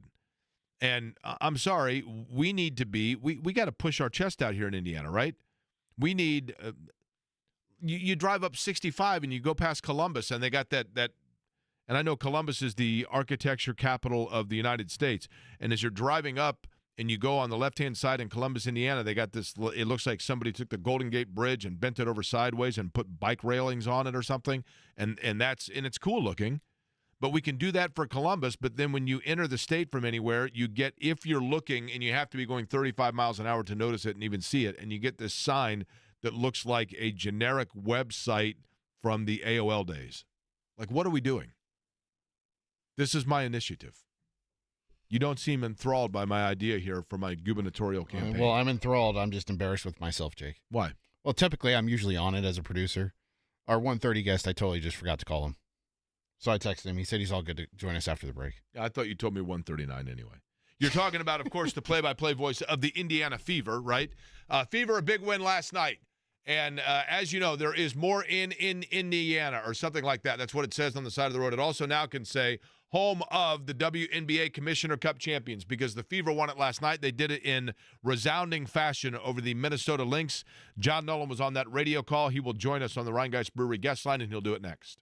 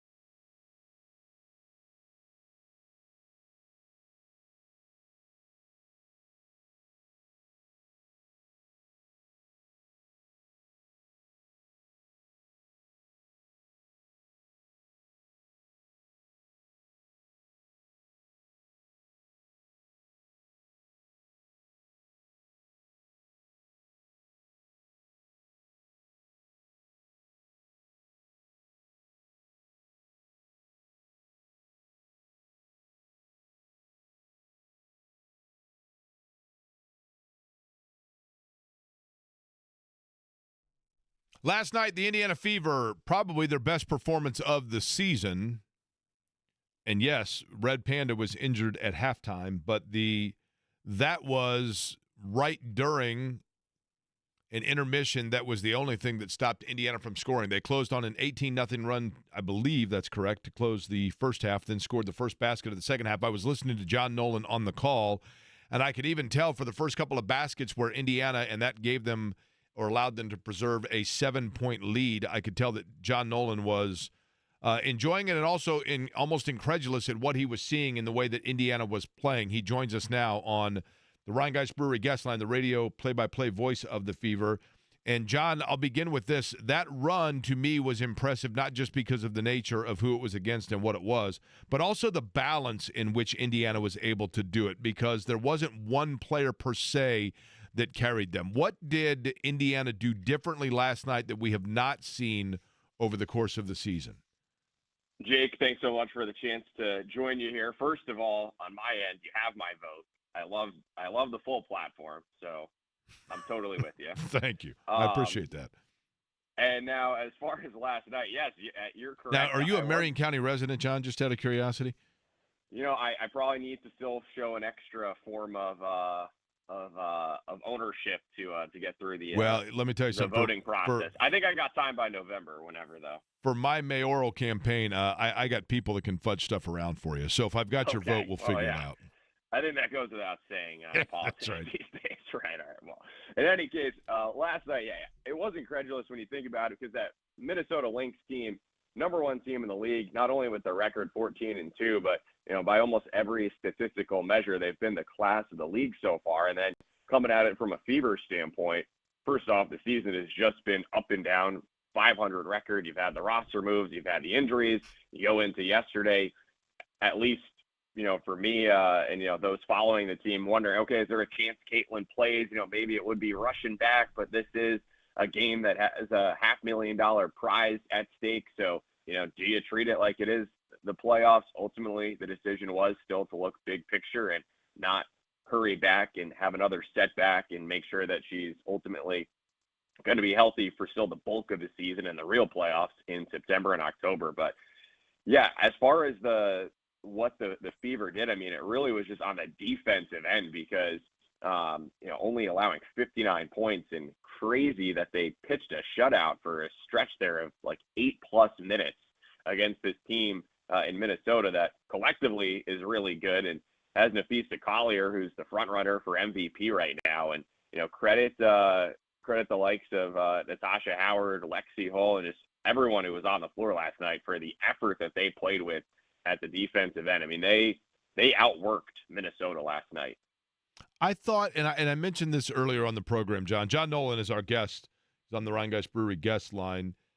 If you look at the Pacers a year ago, and I know it's unfair to equate, Fever Pacers, but, same franchise essentially, but also, precedent here on what we know. I thought that a year ago when the Pacers went to the finals of the in-season tournament, that it was very beneficial for them just because of all that comes with that game. And it feels like this could be the case for this Fever team as well, that kind of needed a jolt and a solidifying moment. And maybe that was it, but then I think about it and I go, but the straw that mixes the drink for them was not on the floor for it. How big a challenge will that be to continue the balance of last night with the addition and the obviously putting back in Caitlin Clark to it?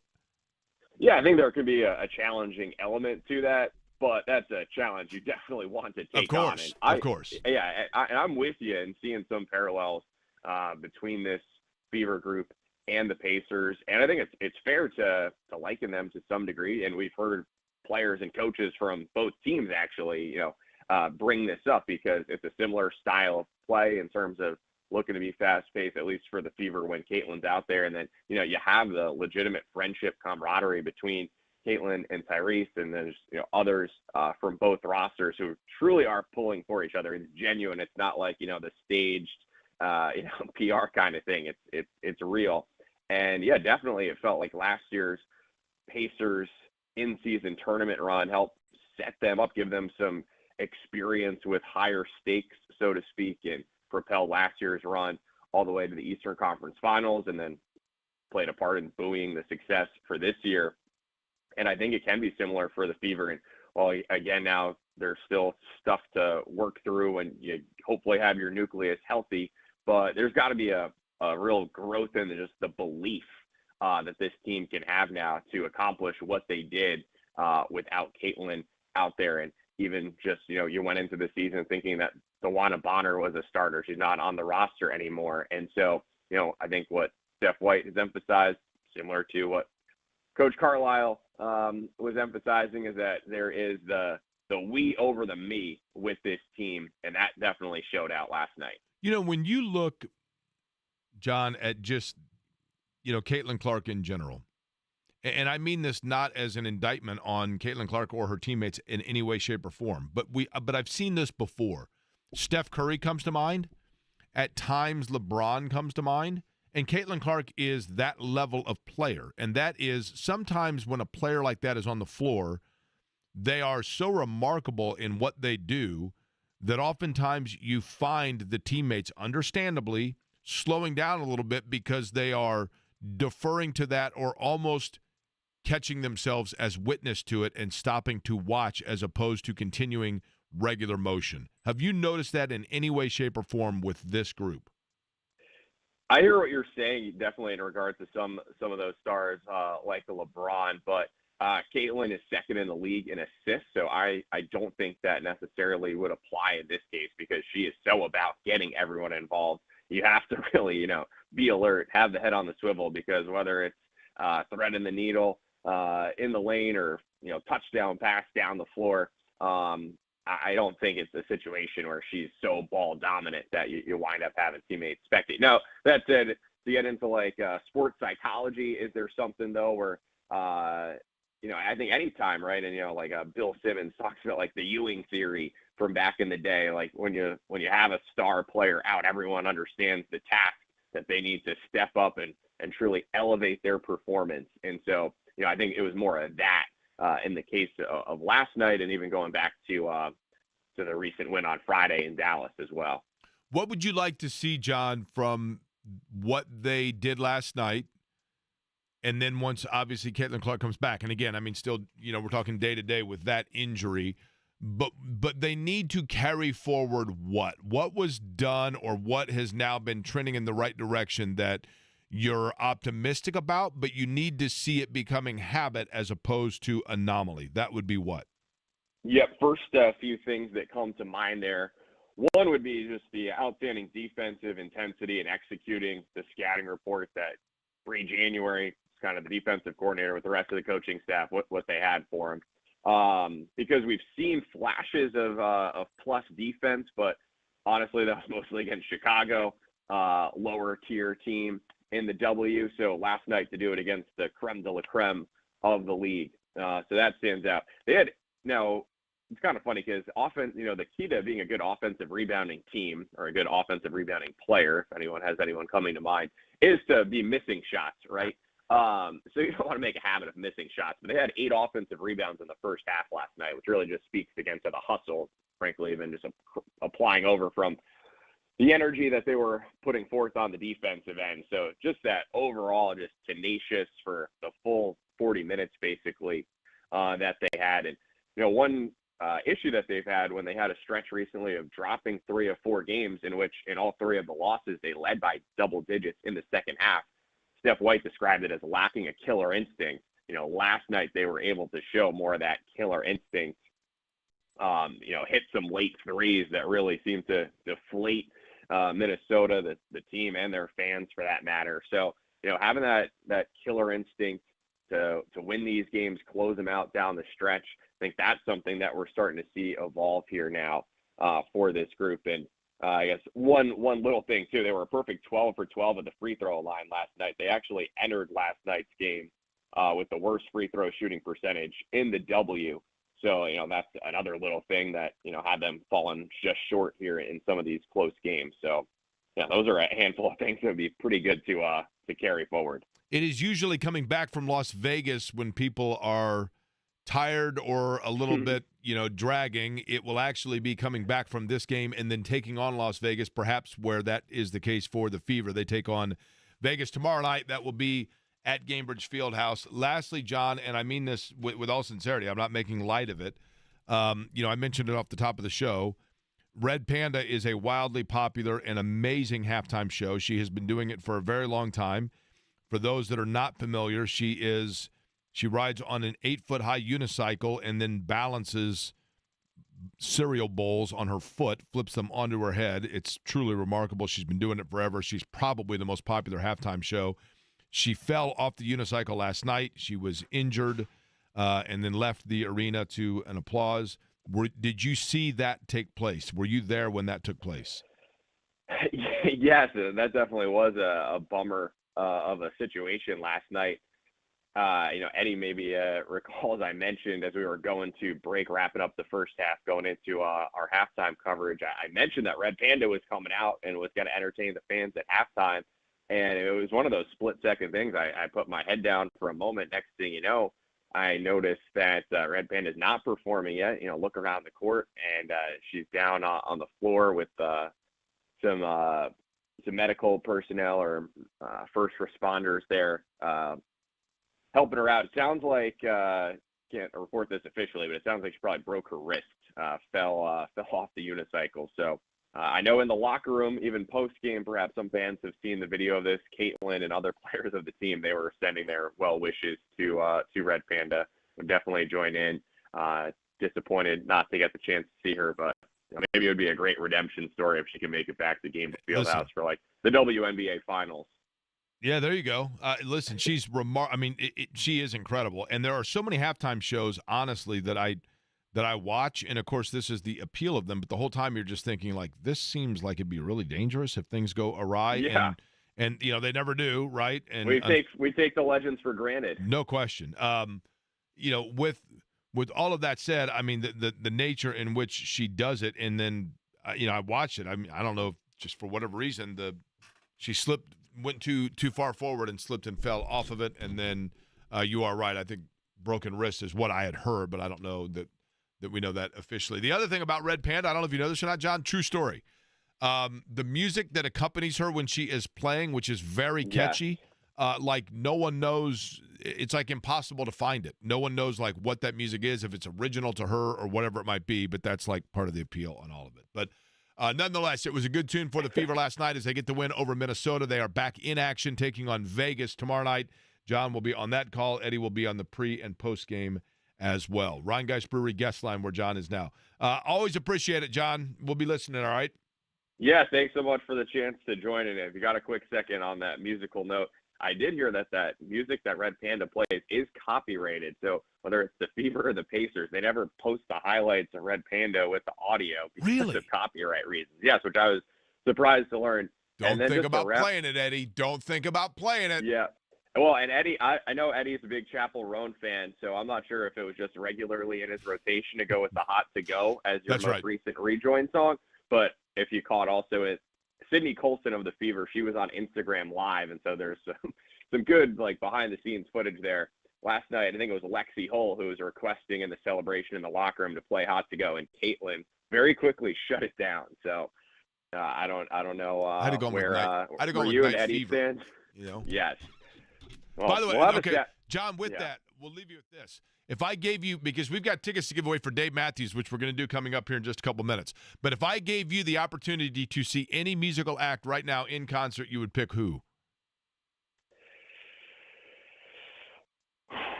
I got to go with a classic. I know Eddie's a Bon Jovi guy. I got to go with a classic Bruce Springsteen and the E Street Band. Hey, let me tell you, have you ever seen him?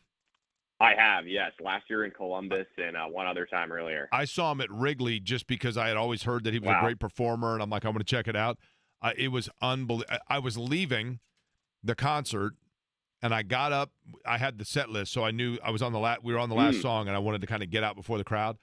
And so I'm leaving, and the guy next to me, who I had not said a word to the entire show, as I'm leaving, puts his hand out and goes, "Hey, man, it was great experiencing this with you." And I go, "Dude, 100%." It was Bruce Springsteen. My fandom for Bruce Springsteen on a 1 to 10 was probably a 6. And I went to it, and I'm like, that guy is the most amazing live performer I've ever seen. He completely brought it. Everybody in the place was this euphoric, celebratory, like, let's go, just great camaraderie. It was awesome. He is an awesome, awesome, awesome concert. That's a good call. Yeah, no, it is an experience. That's a great word It to is. use because it goes like 3 hours nonstop. And it's nonstop. It's like a roller coaster. Mid-70s. Yes. Yeah, mid-70s. It's like a roller coaster, man. Yeah. All right, John, appreciate it. All right, thanks. Anytime. Tickets to give away, Dave Matthews Band. We will do that on the other side, and we will let Eduardo figure out exactly the fashion in which he would like to do it. More on Myles Turner as well.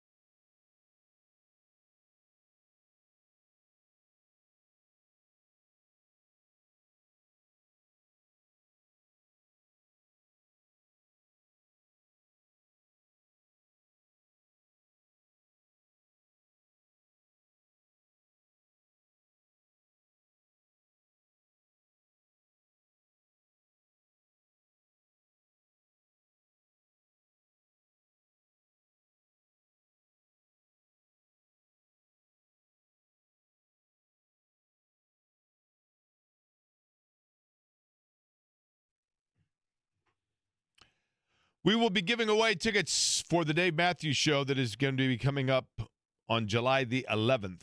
If my math is correct, that tells me that would be on a Friday evening, right? That'll be an awesome night out at Ruoff.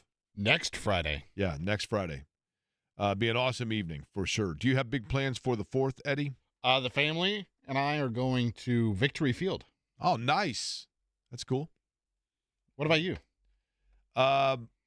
I don't really have specific plans Friday. I've got to go at some point to Mid-Ohio for the IndyCar race, which is taking place on Sunday. So I've got to be there on Saturday and Sunday in Lexington, Ohio.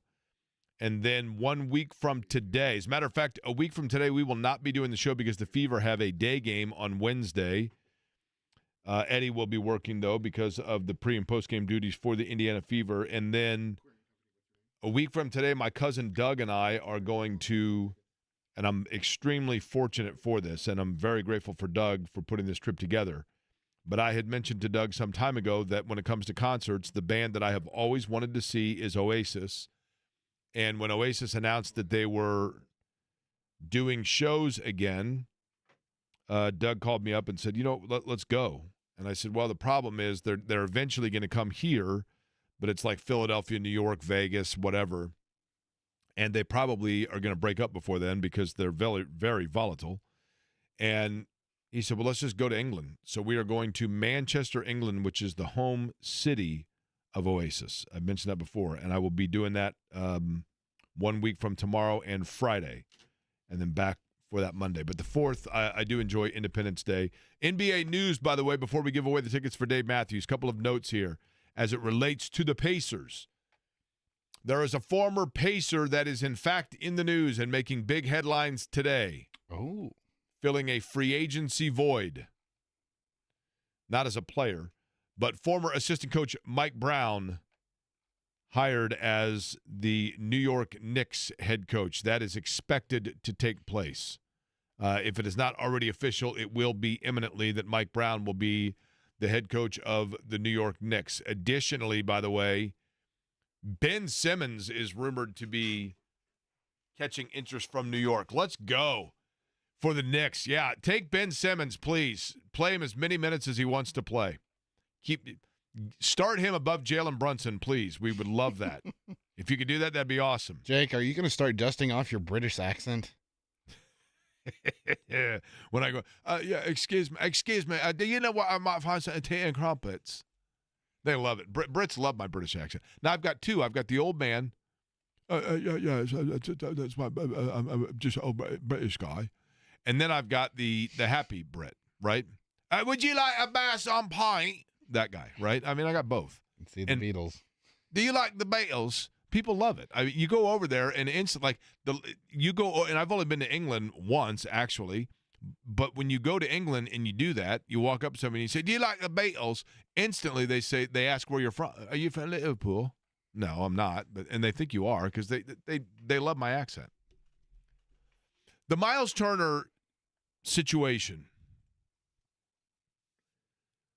I thought a lot about this, and I thought about the fact that we need to have a sensible, rational conversation about everything that took place. What took place and where you go from here, and what the timeline means, and what it means in comparison to other franchises and the direction. And the fact that, I thought about last night how during free agency, a lot of times you see some flash about some team, the Denver Nuggets, and a player that leaves and you go, oh, okay, yeah, whatever. Or you go to a Pacers game and you're seeing some guy on the floor and you're like, oh, I forgot he's with them. And it's surreal to have that team be the Pacers now that people are going to be like, oh, Myles Turner, okay, yeah, sure. But this is a big story league-wide, and it comes with a lot of scrutiny, and I think it's time to just sensibly and rationally go over what took place and where they go from here, which we will do in just a minute. But before we do that, Eddie, you have decided what fashion to give away these tickets for the Dave Matthews Band at the Ruoff Music Center on July the 11th. You want to do get to know your listener with caller 2 since it's 2 o'clock? We could do that. Caller number 2 is who? Greg. Greg, how are you? Hey, I'm good. How are you, Jake? You sound fired up, Greg. You sound like a nice fellow. Have you called the program before? I actually have. I've listened to you for a long time. I love you guys. I appreciate that, but my apologies as well because you probably hear it. I'm afraid sometimes I worry that I'm becoming your old confused uncle that tells the same story over and over. No. Okay, no, good. sir, you're not. Okay, good. Okay. Now, Greg, if you don't mind me asking, we've not played Get to Know Your Listener with you before, have we? We've had a lot of success with this. Kids in particular love this segment. Are you willing to participate? Please, yes. Okay. Greg, how old a fella are you? 61. 61-year-old Greg. Okay. That my math tells me that would put you in a graduating class of high school somewhere around 81 or 82. Is that right? 81. 81. Okay. And don't tell me the high school, but the athletic nickname of your high school, a la, Wildcats, Bulldogs, etc., was what? Warriors. Warriors. Okay. So were you Warren Central? Correct. Okay. And that would have been, so if you were 81, you would have been probably in school with one of Jeff George's older brothers, but not Jeff himself. He would have been like in middle school at that time. At what age did you start hearing about the phenom athletically that was Jeff George?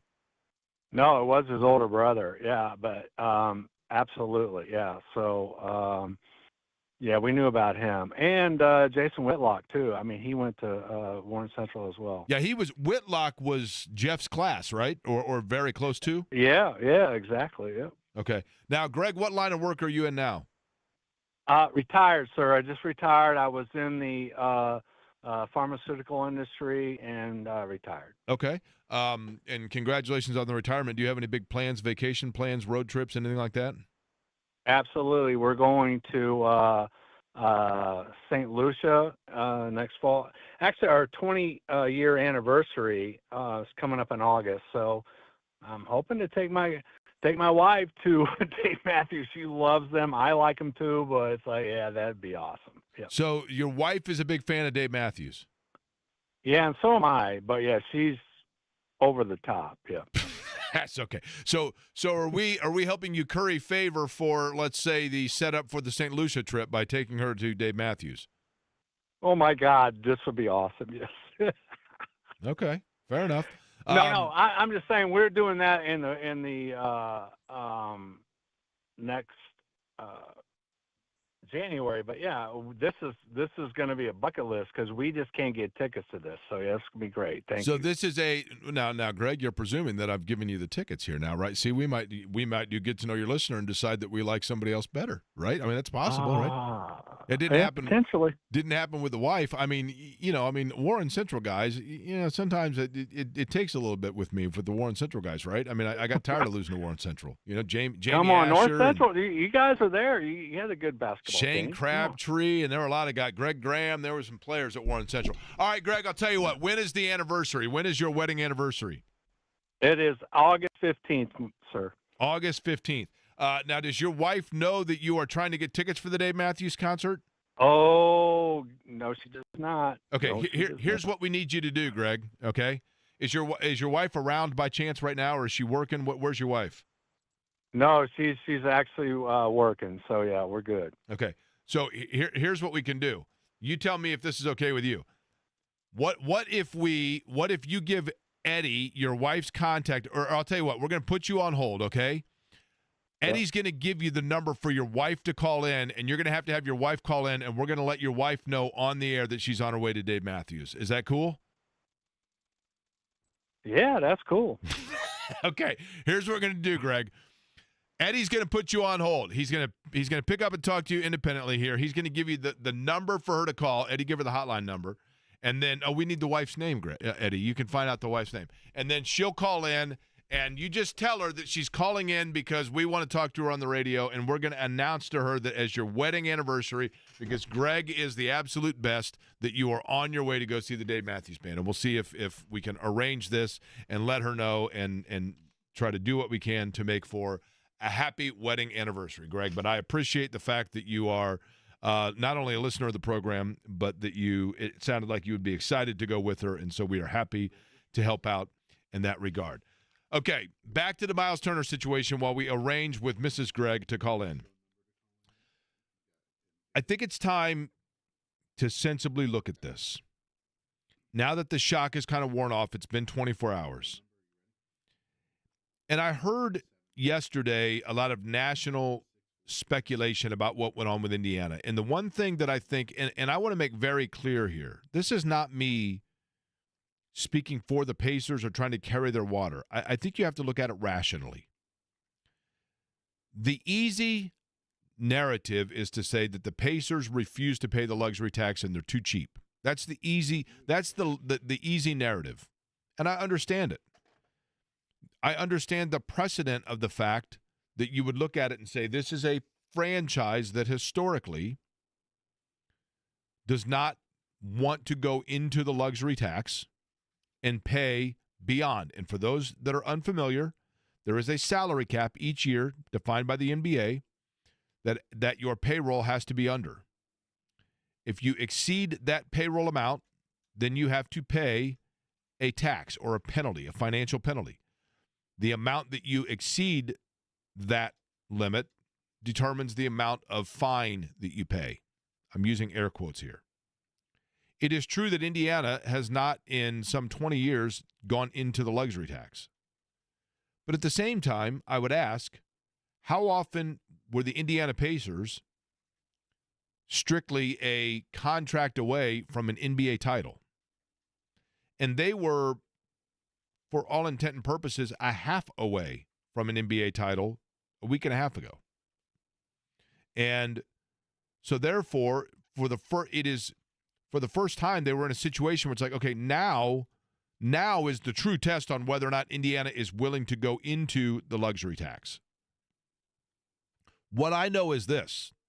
What I know is that when they were in the NBA Finals, Steve Simon, an owner of the Indiana Pacers, was on this radio program, and I asked him flat out and straight up, are you willing, with Myles Turner coming out and saying that he loves being in Indiana, are you willing as an ownership group to do what it takes to retain Myles Turner and make the commitment to him that would be unprecedented with what you've done before? And the answer was, yes, we want Myles Turner to be an Indiana Pacer. Okay, I take that for its word. They were willing to pay the luxury tax. And then the injury happened. And I'm not using the Tyrese Halliburton injury as some sort of an excuse for Indiana playing it financially conservative. I'm saying this. That injury changed the timeline realistically for the Pacers. And you knew that with the injury to Tyrese Halliburton, that your window of a championship is pushed back by at least 18 months. And then if and only if Tyrese Halliburton comes back at the Tyrese Halliburton that we know, and you certainly hope so. You hope so for Tyrese Halliburton, not just for fans or the organization, but for Tyrese Halliburton. But if he does, then you have questions that need to be answered because you've now pushed and you begin that clock again 18 months from now. Well, things are different. Because what I heard nationally yesterday was, look, we give a pass to the Celtics. They had to start getting rid of players when Tatum went down. Well, why does Boston get a pass on their moves they're making of getting rid of Porzingis and other players, and Indiana's cheap? Because when I look at it, I say, okay, you're going to call Indiana cheap or say that they were stubborn for not going into the luxury tax, or was it simply this? Was it simply that Indiana looked at it and said, we're not worried about the luxury tax.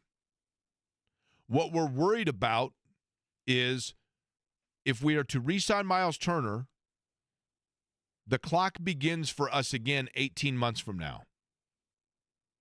And then if we're going to go on a 3-year window of time that begins 18 months from now, once Halliburton's back, and you look at Turner and you say, okay, so we're going to pay you for the first year and a half of kind of like maintaining course, treading water years. And Myles Turner is a very, very, very important piece to Indiana. If you look at the way the Pacers played this past year, Myles Turner, in my opinion, is their second most important player. He's more important than Pascal Siakam. Siakam might be their better player and their more consistent player and their more versatile player. But in terms of the style that Indiana wants to play, facilitating in transition offensively, rim protecting defensively, and having that defense then parlaying into a fast pace that Indiana wants to play, the Pacers in that pace, that is based upon Turner jump-starting their transition and then trailing behind as a big who can hit the three once you come down and you've got to retreat back if the transition didn't offer an immediate shot, and you go to Turner on the high post, and everything runs off of that because the defense has to stretch out to respect him, and that then stretches out that defense to the point where you can get your other offensive players in their operating areas by floating them through and hitting those threes.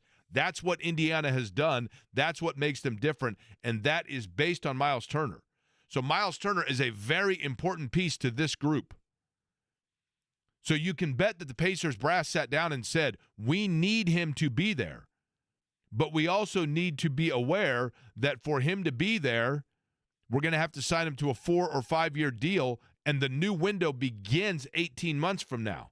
And at that point, we are then going to have to start having conversations and the facilitation of retaining Aaron Nesmith and retaining Andrew Nembhard, who's on a very friendly deal and still has several years left on that, and retaining possibly Benedict Mathurin or making room if there is growth this year for a Jarris Walker or a Ben Shepherd, etc.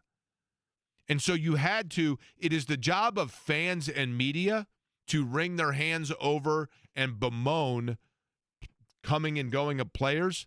It is the job of basketball brass to constantly be looking around the corner at what is then going to arise and preparing for it. And so in that regard, it is my belief that Kevin Pritchard, Chad Buchanan, Ryan Carted, Herb Simon, Steve Simon, they all looked at it and said, Myles, we absolutely love you and want you to be here, but we are going to present to you the number that is within the confines of what we can do because of the fact that we have to take into consideration that on the back half of this deal that we're going to offer you are the years when the rest of those guys need to also get paid, and we have to prepare for that. So we're going to give you a 3-year deal then to get you through, and then we will extend you again beyond that when we see where everything falls and where we see how much money we need to keep Aaron and how much money we need to extend Nembhard and retain Mathurin and Shepherd and whoever else they choose to do, okay? And in addition to that, the number that Indiana reportedly first threw to Myles Turner would have put them, wait for it here, into the luxury tax. So you can't tell me that Indiana let Myles Turner walk because they weren't willing to pay the luxury tax, when in fact then quoting me a number that would have forced them to pay the luxury tax.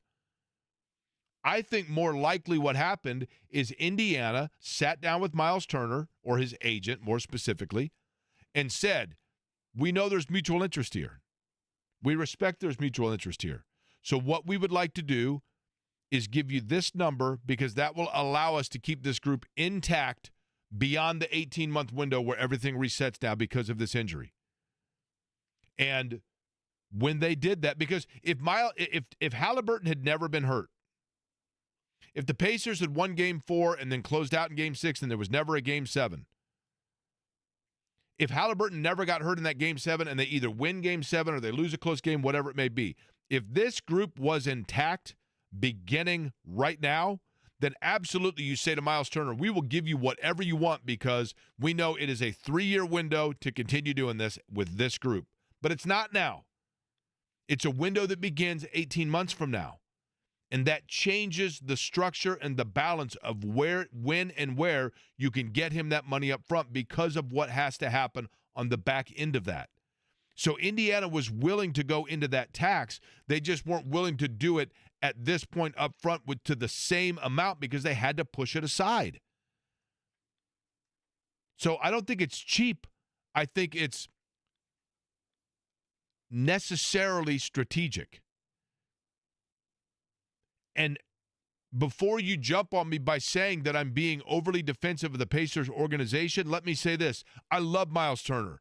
I loved watching Myles Turner. I loved this team. I loved everything about it. I wish more than life itself, I could snap my fingers, everything's hunky-dory, everybody's healthy, and let's go.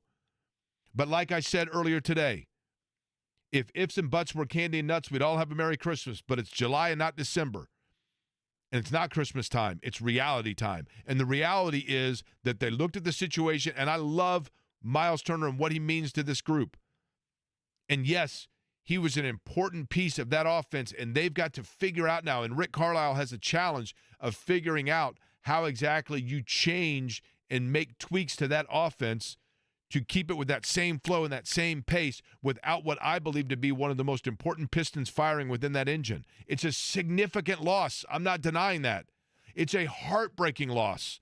I'm not denying that. It was a gut punch. But I don't blame Myles Turner, and I don't blame the Pacers. I blame circumstance. And sometimes in life, you know what? Sometimes circumstance happens and it sucks. Sometimes timing happens and it sucks. Sometimes timing happens and it's perfect.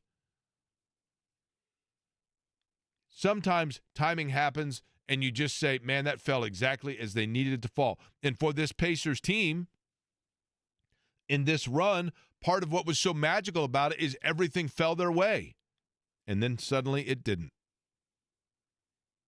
And it sucks. And it's disappointing. And it's disheartening. And it's frustrating. And it's maddening.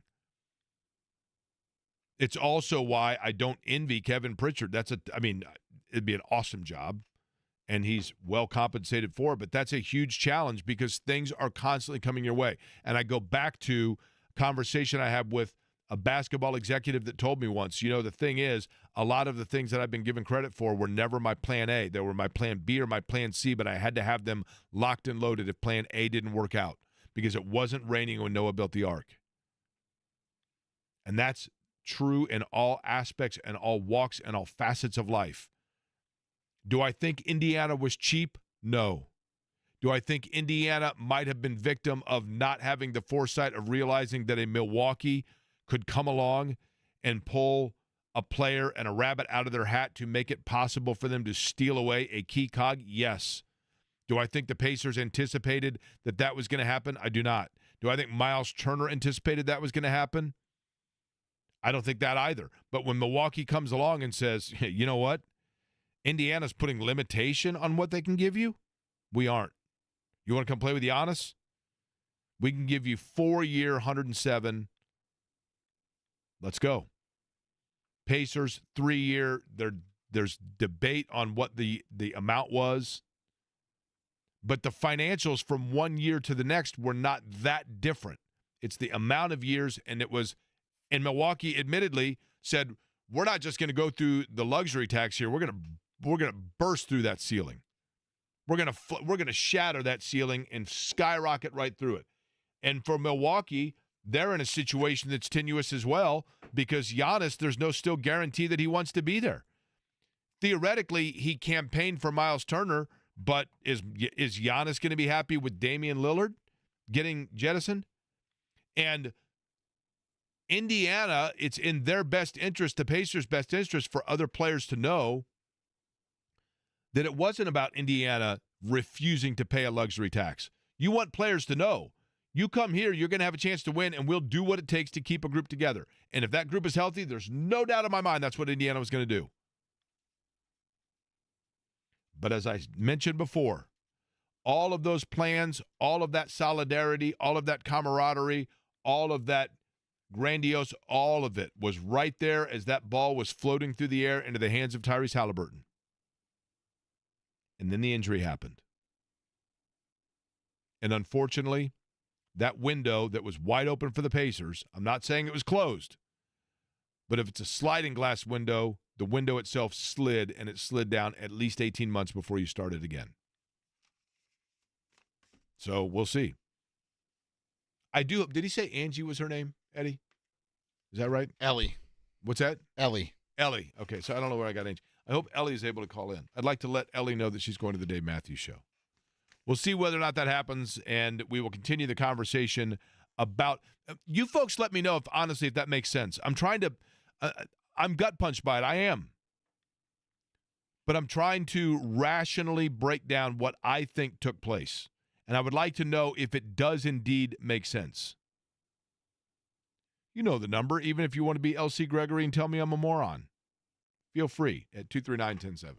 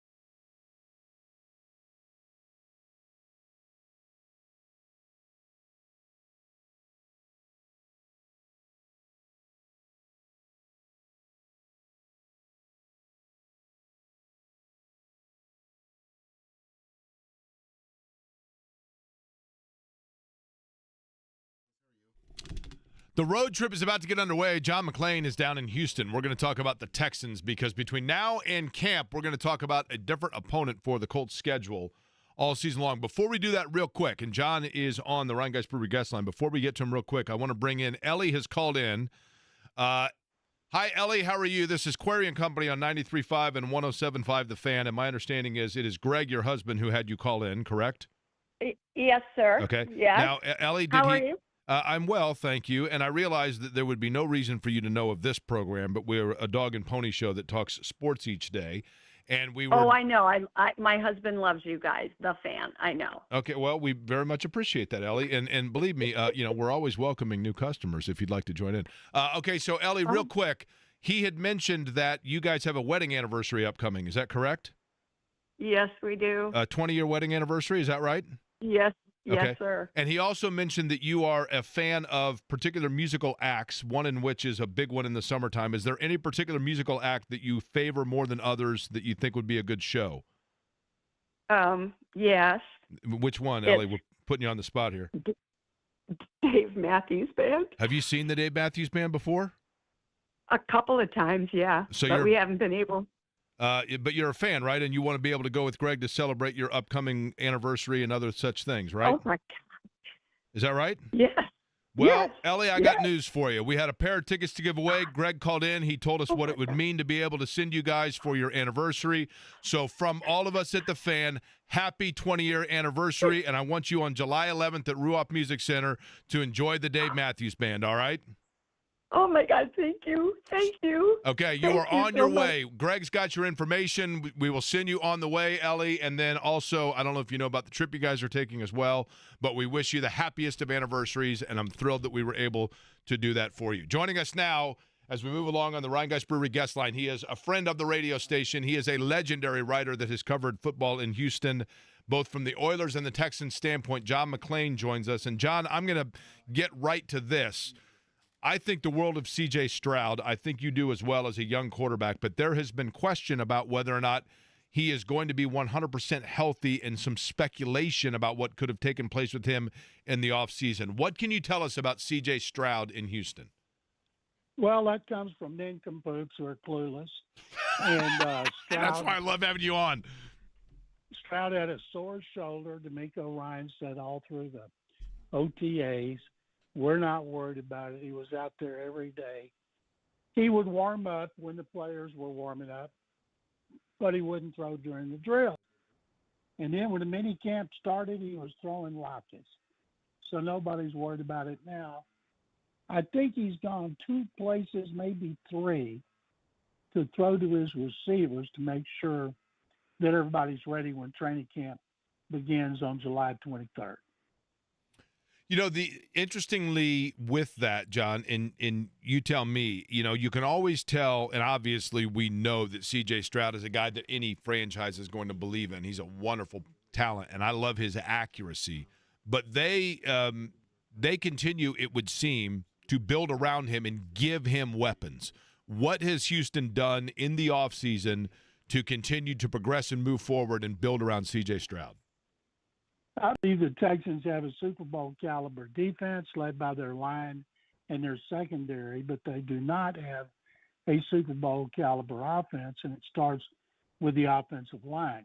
Not only was he sacked second most in the NFL, he was pressured the most. And one interesting stat, it measures players who are beaten off the ball. At least one offensive lineman, maybe more, was beaten off the ball at the snap more than any offensive line in the NFL. So that's why his stats were not what they were. He was always playing under duress. And that being said, they dominated the division again, 10-7, blew out the Chargers in the playoffs like they had the year before with the Browns. So they brought in 5 new offensive linemen, and they traded Laramie Tunsil, their best pass protector, to Washington. And a lot of people are like, oh, my God, why did they do that? Like Nick Caserio all of a sudden became stupid. Well, they had their reasons, and a lot of it had to do with locker room culture. And so they brought in 5 new guys. We have no idea if it's going to be more of the same, if it's just shuffling, what around. But they have a new line coach who was number 2 here last year. I thought he would get fired when Chris Strasser got fired, but they elevated Cole Popovich to new offensive coordinator. Nick Caley came from the Rams, and they've turned over the offense to him. So it starts with the protection. Running game was really good. Protection was pathetic. And then they signed Christian Kirk to play in the slot, wide receiver who played well in the NFL when he's healthy.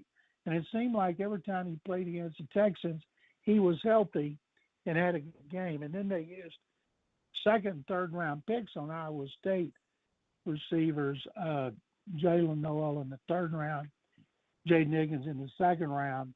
And both those guys should get a lot of playing time. And they signed Nick Chubb to back up Joe Mixon. Both of them will be 29 this season. So they have tried to fortify the offense much more than the defense. In terms of that, with, I guess, to your point, John McClain is our guest on the Ryan Guys Brewery guest line. He's down in Houston talking about the Texans. Do you anticipate that schematically they will look much different as the personnel changes a little bit, or are the core pieces there, and so therefore pretty much what you saw last year is what you're going to get just with different faces in some areas? Well, that's a great way to put it. And I think when the Colts play the Texans, they will see Nick Caley, who's never been a coordinator or a play caller. He was with the Patriots for 11 years. He's got a lot of Josh McDaniels in him, not Josh, the head coach, but Josh, the offensive coordinator. And then he spent 2 seasons with Sean McVay. A lot of teams were interested in Caley, and he's had several interviews, but he came here despite the problems in the offensive line. And so I think that they'll see more of a gap running game instead of an outside zone. One of the reasons Bobby Slowick got fired after 2 seasons, and he was the fair-haired boy after the 23 season. 5 teams interviewed him. He didn't think he was ready to be a head coach, came back with an extension and got fired because he did not adjust to what defenses spent an off season adjusting to with the Texans. And they were doing the same things. And when they had all those protection issues, the offense, it didn't crater, but it didn't improve from Stroud's rookie year like most people thought they would. A lot of people, I couldn't believe this nationally, were picking the Texans to go to the Super Bowl. I'm like, my God, did a tree fall on your head and make you senseless? There's no way this is a Super Bowl team with the issues they have. So, yes, when the Colts go up against the Texans offense, they will see a different one, and they'll see the same defense. Will they see, and maybe it's a little early for this, John, will they see a team that is a Super Bowl potential team this year, or are trees falling on people's heads again? No, I don't see anybody predicting the Texans to go to the Super Bowl this year. Chris Sims said on Mike Florio's show on NBC, he pointed out all the protection issues and said if they get those worked out, you could see the Texans in the Super Bowl. And I'm thinking, well, he thinks they're going to buy tickets and go to the Super Bowl because it's not a Super Bowl team. Right. This team has never been beyond the second round of the playoffs. Until they get beyond the divisional round for the first time in history. They've won a division a lot. They've won a lot of playoff games, but they never get a second round game at home, and they lose the divisional round on the road like they did at Kansas City last season by 9, like they did at Baltimore the season before. And until they get to that point, Houston has not had a team in the AFC Championship game since the Oilers in 79. Until they get to that point, no way I'm predicting this is a Super Bowl team. Okay, lastly, let me ask you, John. John McClain, our guest down in Houston. C.J. Stroud, this is a guy that through 2 years has done what you would want, right, with a franchise quarterback just in terms of, reliability and being there from game in to game out. But when guys come into the league at the quarterback position, the rare ones that are able to play at a high level right away, a lot of times there's then a drop-off because then there's tape on them. Defenses get familiar with their tendencies. They start getting junk looks at defenses, etc. Have you seen anything to indicate – has Stroud gone through that gauntlet part? And is there anything to indicate that there could be a dip from him, or what about him impresses you with his maturity, assuming that it does? Well, I would throw in there that he was the most pressured quarterback in the NFL last year, second most in sacks, first with his linemen getting beaten off the line of scrimmage. We saw what happened to Patrick Mahomes in the Super Bowl when he got pressured, which was very unusual for him. He couldn't make the off-schedule plays. I think any quarterback, when he is consistently pressured, like the dog expects to be kicked, and he did, and he had to run around a lot. I thought under the circumstances, he played pretty damn well. And if they don't, all these moves they've made, if it doesn't give him a little more time to throw, then they're just going to be spinning their wheels. So did he take a step back? Yes, he didn't. But mainly he didn't take a step forward like everybody thought. And the reasons weren't him. The reasons were his offensive line. And not just them. Of course, there were sacks that he created, but also fullbacks, tight ends. So it was just overall an embarrassingly bad protection. And I'm glad they didn't put a Band-Aid on it and say, okay, we're going to draft a kid in the second round and we'll sign one free agent. No, they just ripped off that Band-Aid and let it bleed, and they brought a bunch more in there, and you can't give them an A for effort. John, you're the best. What is it down in Houston right now? Like 95 degrees with 85% humidity? We'll get 95 in October. I'd love to see 95 again. All right, fair enough. But while you guys got snow and you're freezing, we're playing golf when it's 65. Yeah, that's exactly right. That's exactly right. It's all yin and yang. I'll tell you what, when that happens, we'd love to have you back on over the course of the regular season, but I certainly appreciate the time today as well. Anytime, my pleasure. All right, John McClain joining us down in Houston, Ryan Geist Brewery guest line. The guy's the best. He's the Mike Chappell of Houston, been around forever, legendary Hall of Fame level writer, talking about the Texans. John's up next. We will hand it off to him and preview what we got going on tomorrow as well. And congratulations again to Ellie. That was very cool to send Ellie on about her way to go see the Dave Matthews Band.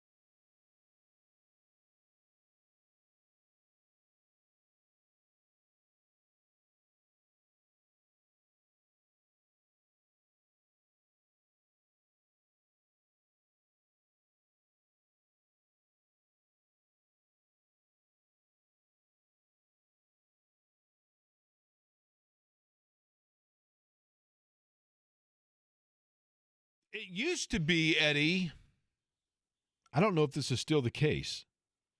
There used to be a trivia question of there are only so many days per year where there are no pro sports being played amongst the big three, I mean. And I'm sorry, I used to think it was the day. It's not the day before and after the Independence Day. It's the day before and after the All-Star game. I think that's what it is, right? There's a full slate of games tonight, 19 games or something like that. MLB, you're talking? Yes. Busy night in MLB. By the way, my Miami Marlins, red hot. So are your Blue Jays, right? Yeah, I know. Marlins have won like 8 straight now, going for 9 today, or it's 9 going on 10. I don't know. John, Reds right now up 3-2. Spencer Steer just hit a home run. What? Spencer Steer did? Yeah. All right. Ellie's going to be in the All-Star game, too, right? Is he going to start, Ellie? I would hope so, but he's not going to, unfortunately. Did you go swimming, John? Are you wearing swimming I trunks? do look like I am wearing swimming trunks. Yeah. They're not. They're actually basketball shorts. Hey, look at that. I can't say what you what see do we got? that? What in the world? What's going on there? I don't know. John is trying to log into his computer, and Why did Jeff Rickard's face just pop right up here? he must have been the last one logging into your computer, right? Say, hey, curious. 2 things here, and I'll bring this up. Thank you for letting me grease the skid, so to speak, here going into the 3 o'clock hour. How do the Pacers find themselves in a situation where you lose somebody like that for nothing?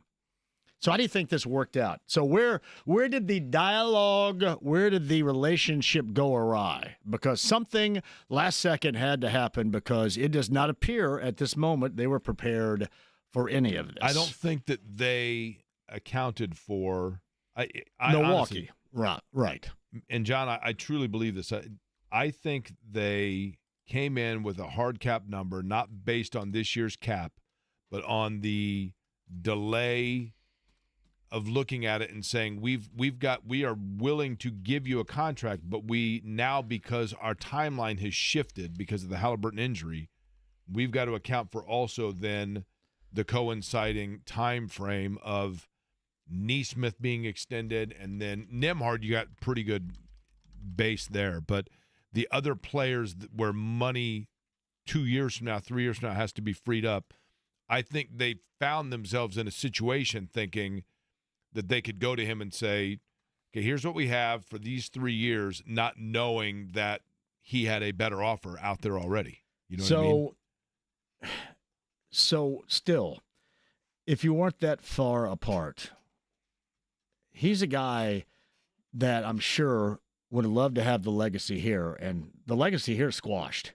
The legacy here is like when you're in high school and you're a senior and you leave, go someplace else. Right. They don't even mention you anymore. I mean, the legacy is squashed. He's very sensitive to that, I'm sure. So what would put him in the position, knowing the magnitude of the place that you're going? You're not going to New Orleans or to Dallas or somewhere in the Western Conference. You're going to the most hated rival. Correct. So what happened? There had to be, I think, an axe to grind in this equation more than just the cash. Do you think he felt slighted based on his name being brought up in too many trade rumors? And then once they didn't immediately come to, look, what do you want, and let's get this done, that he just said, you know what?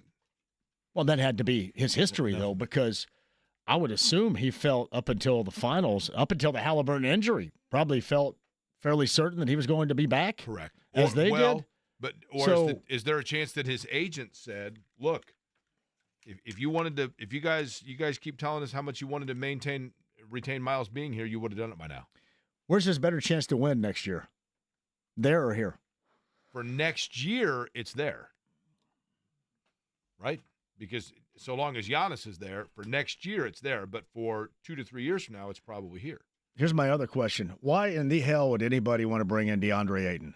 Seriously. Well, I don't disagree with that because he has been, this is now 2 franchises that have turned their back on him, and that's got to give you a huge, huge red flag. But do they feel that they have the locker room culture to offset that? I think that's why do you want to blank around with that for 1 year? To see if, I'm answering it devil's advocate rhetorically, but you could just give me Aaron Neesmith as an example if you want. Aaron Neesmith didn't get clocked, came here, got clocked. Look what happened. I'm not talking about he was not a malcontent like this clown, but I think that certain circumstances I go back apply. to what Pat Knight said. You can have one a-hole, and that's fine, but you have two of them, and they breed. I think maybe they think Ayton. Clearly they like his skill set, but do they look at Ayton and say this is a guy that can play back to the basket for our Treadwater year next year?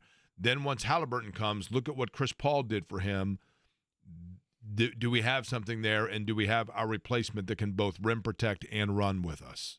Well, he doesn't rim protect for one. That's problematic. Well, does he not? Nobody does at the level Turner. Well, I don't think he does in general. And my thing is, I think you have coming back the equivalent, healthy and getting minutes. I think Isaiah Jackson is DeAndre Ayton. Yes. I think you go Isaiah Jackson, Bradley, and bring back Wiseman. There are your three, and you're done with it, and stop blanking around with everybody's time. That's me.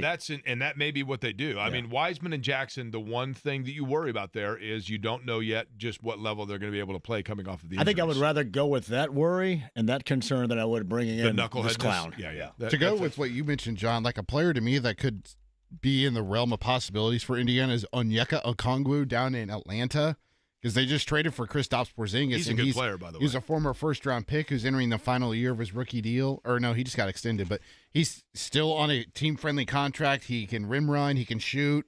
He can defend the rim. He's a rebounding machine, isn't he? And he can rebound, Does he spot up? Does he spot up and shoot? He can't spot up, but he I don't know can that pick there's and pop. any center in the league that does that like Turner. That's like I said earlier. To me, Myles Turner was the second most important player on that roster because he does so many things that are the way that they wanted to play were based in so many ways on the uniqueness of what he can do. You know what I mean? I can't wait until people actually see exactly what they're going to miss. Like, people just think, well, if he doesn't have blocks, he's not effective, and he's not an effective defender. He had a reputation. Reputation brings accountability from those driving in the lane, and you can see that from when he is in compared to when he is out. When he is out, it's a layup line. I'm not suggesting he's, the greatest shot blocker of all time, or the greatest defensive player, the greatest rim protector of all time, but his being out there brought a reputation that others were concerned about. He was a facilitator for certain. He facilitated what they wanted to do. All right, John's up next. I can't wait. This Mike Brown thing is going to be an absolute mess too, and I love it. And I can't wait. Ben Simmons with it. I can't wait for this Mike, because there's another reason why I would trust the Pacers next year, even without Halliburton, because this isn't going to go well in New York. I will guarantee you that. No question. He'll be there 2 years at most. John's up next. We're back with you noon tomorrow. Thanks for listening to Query & Company.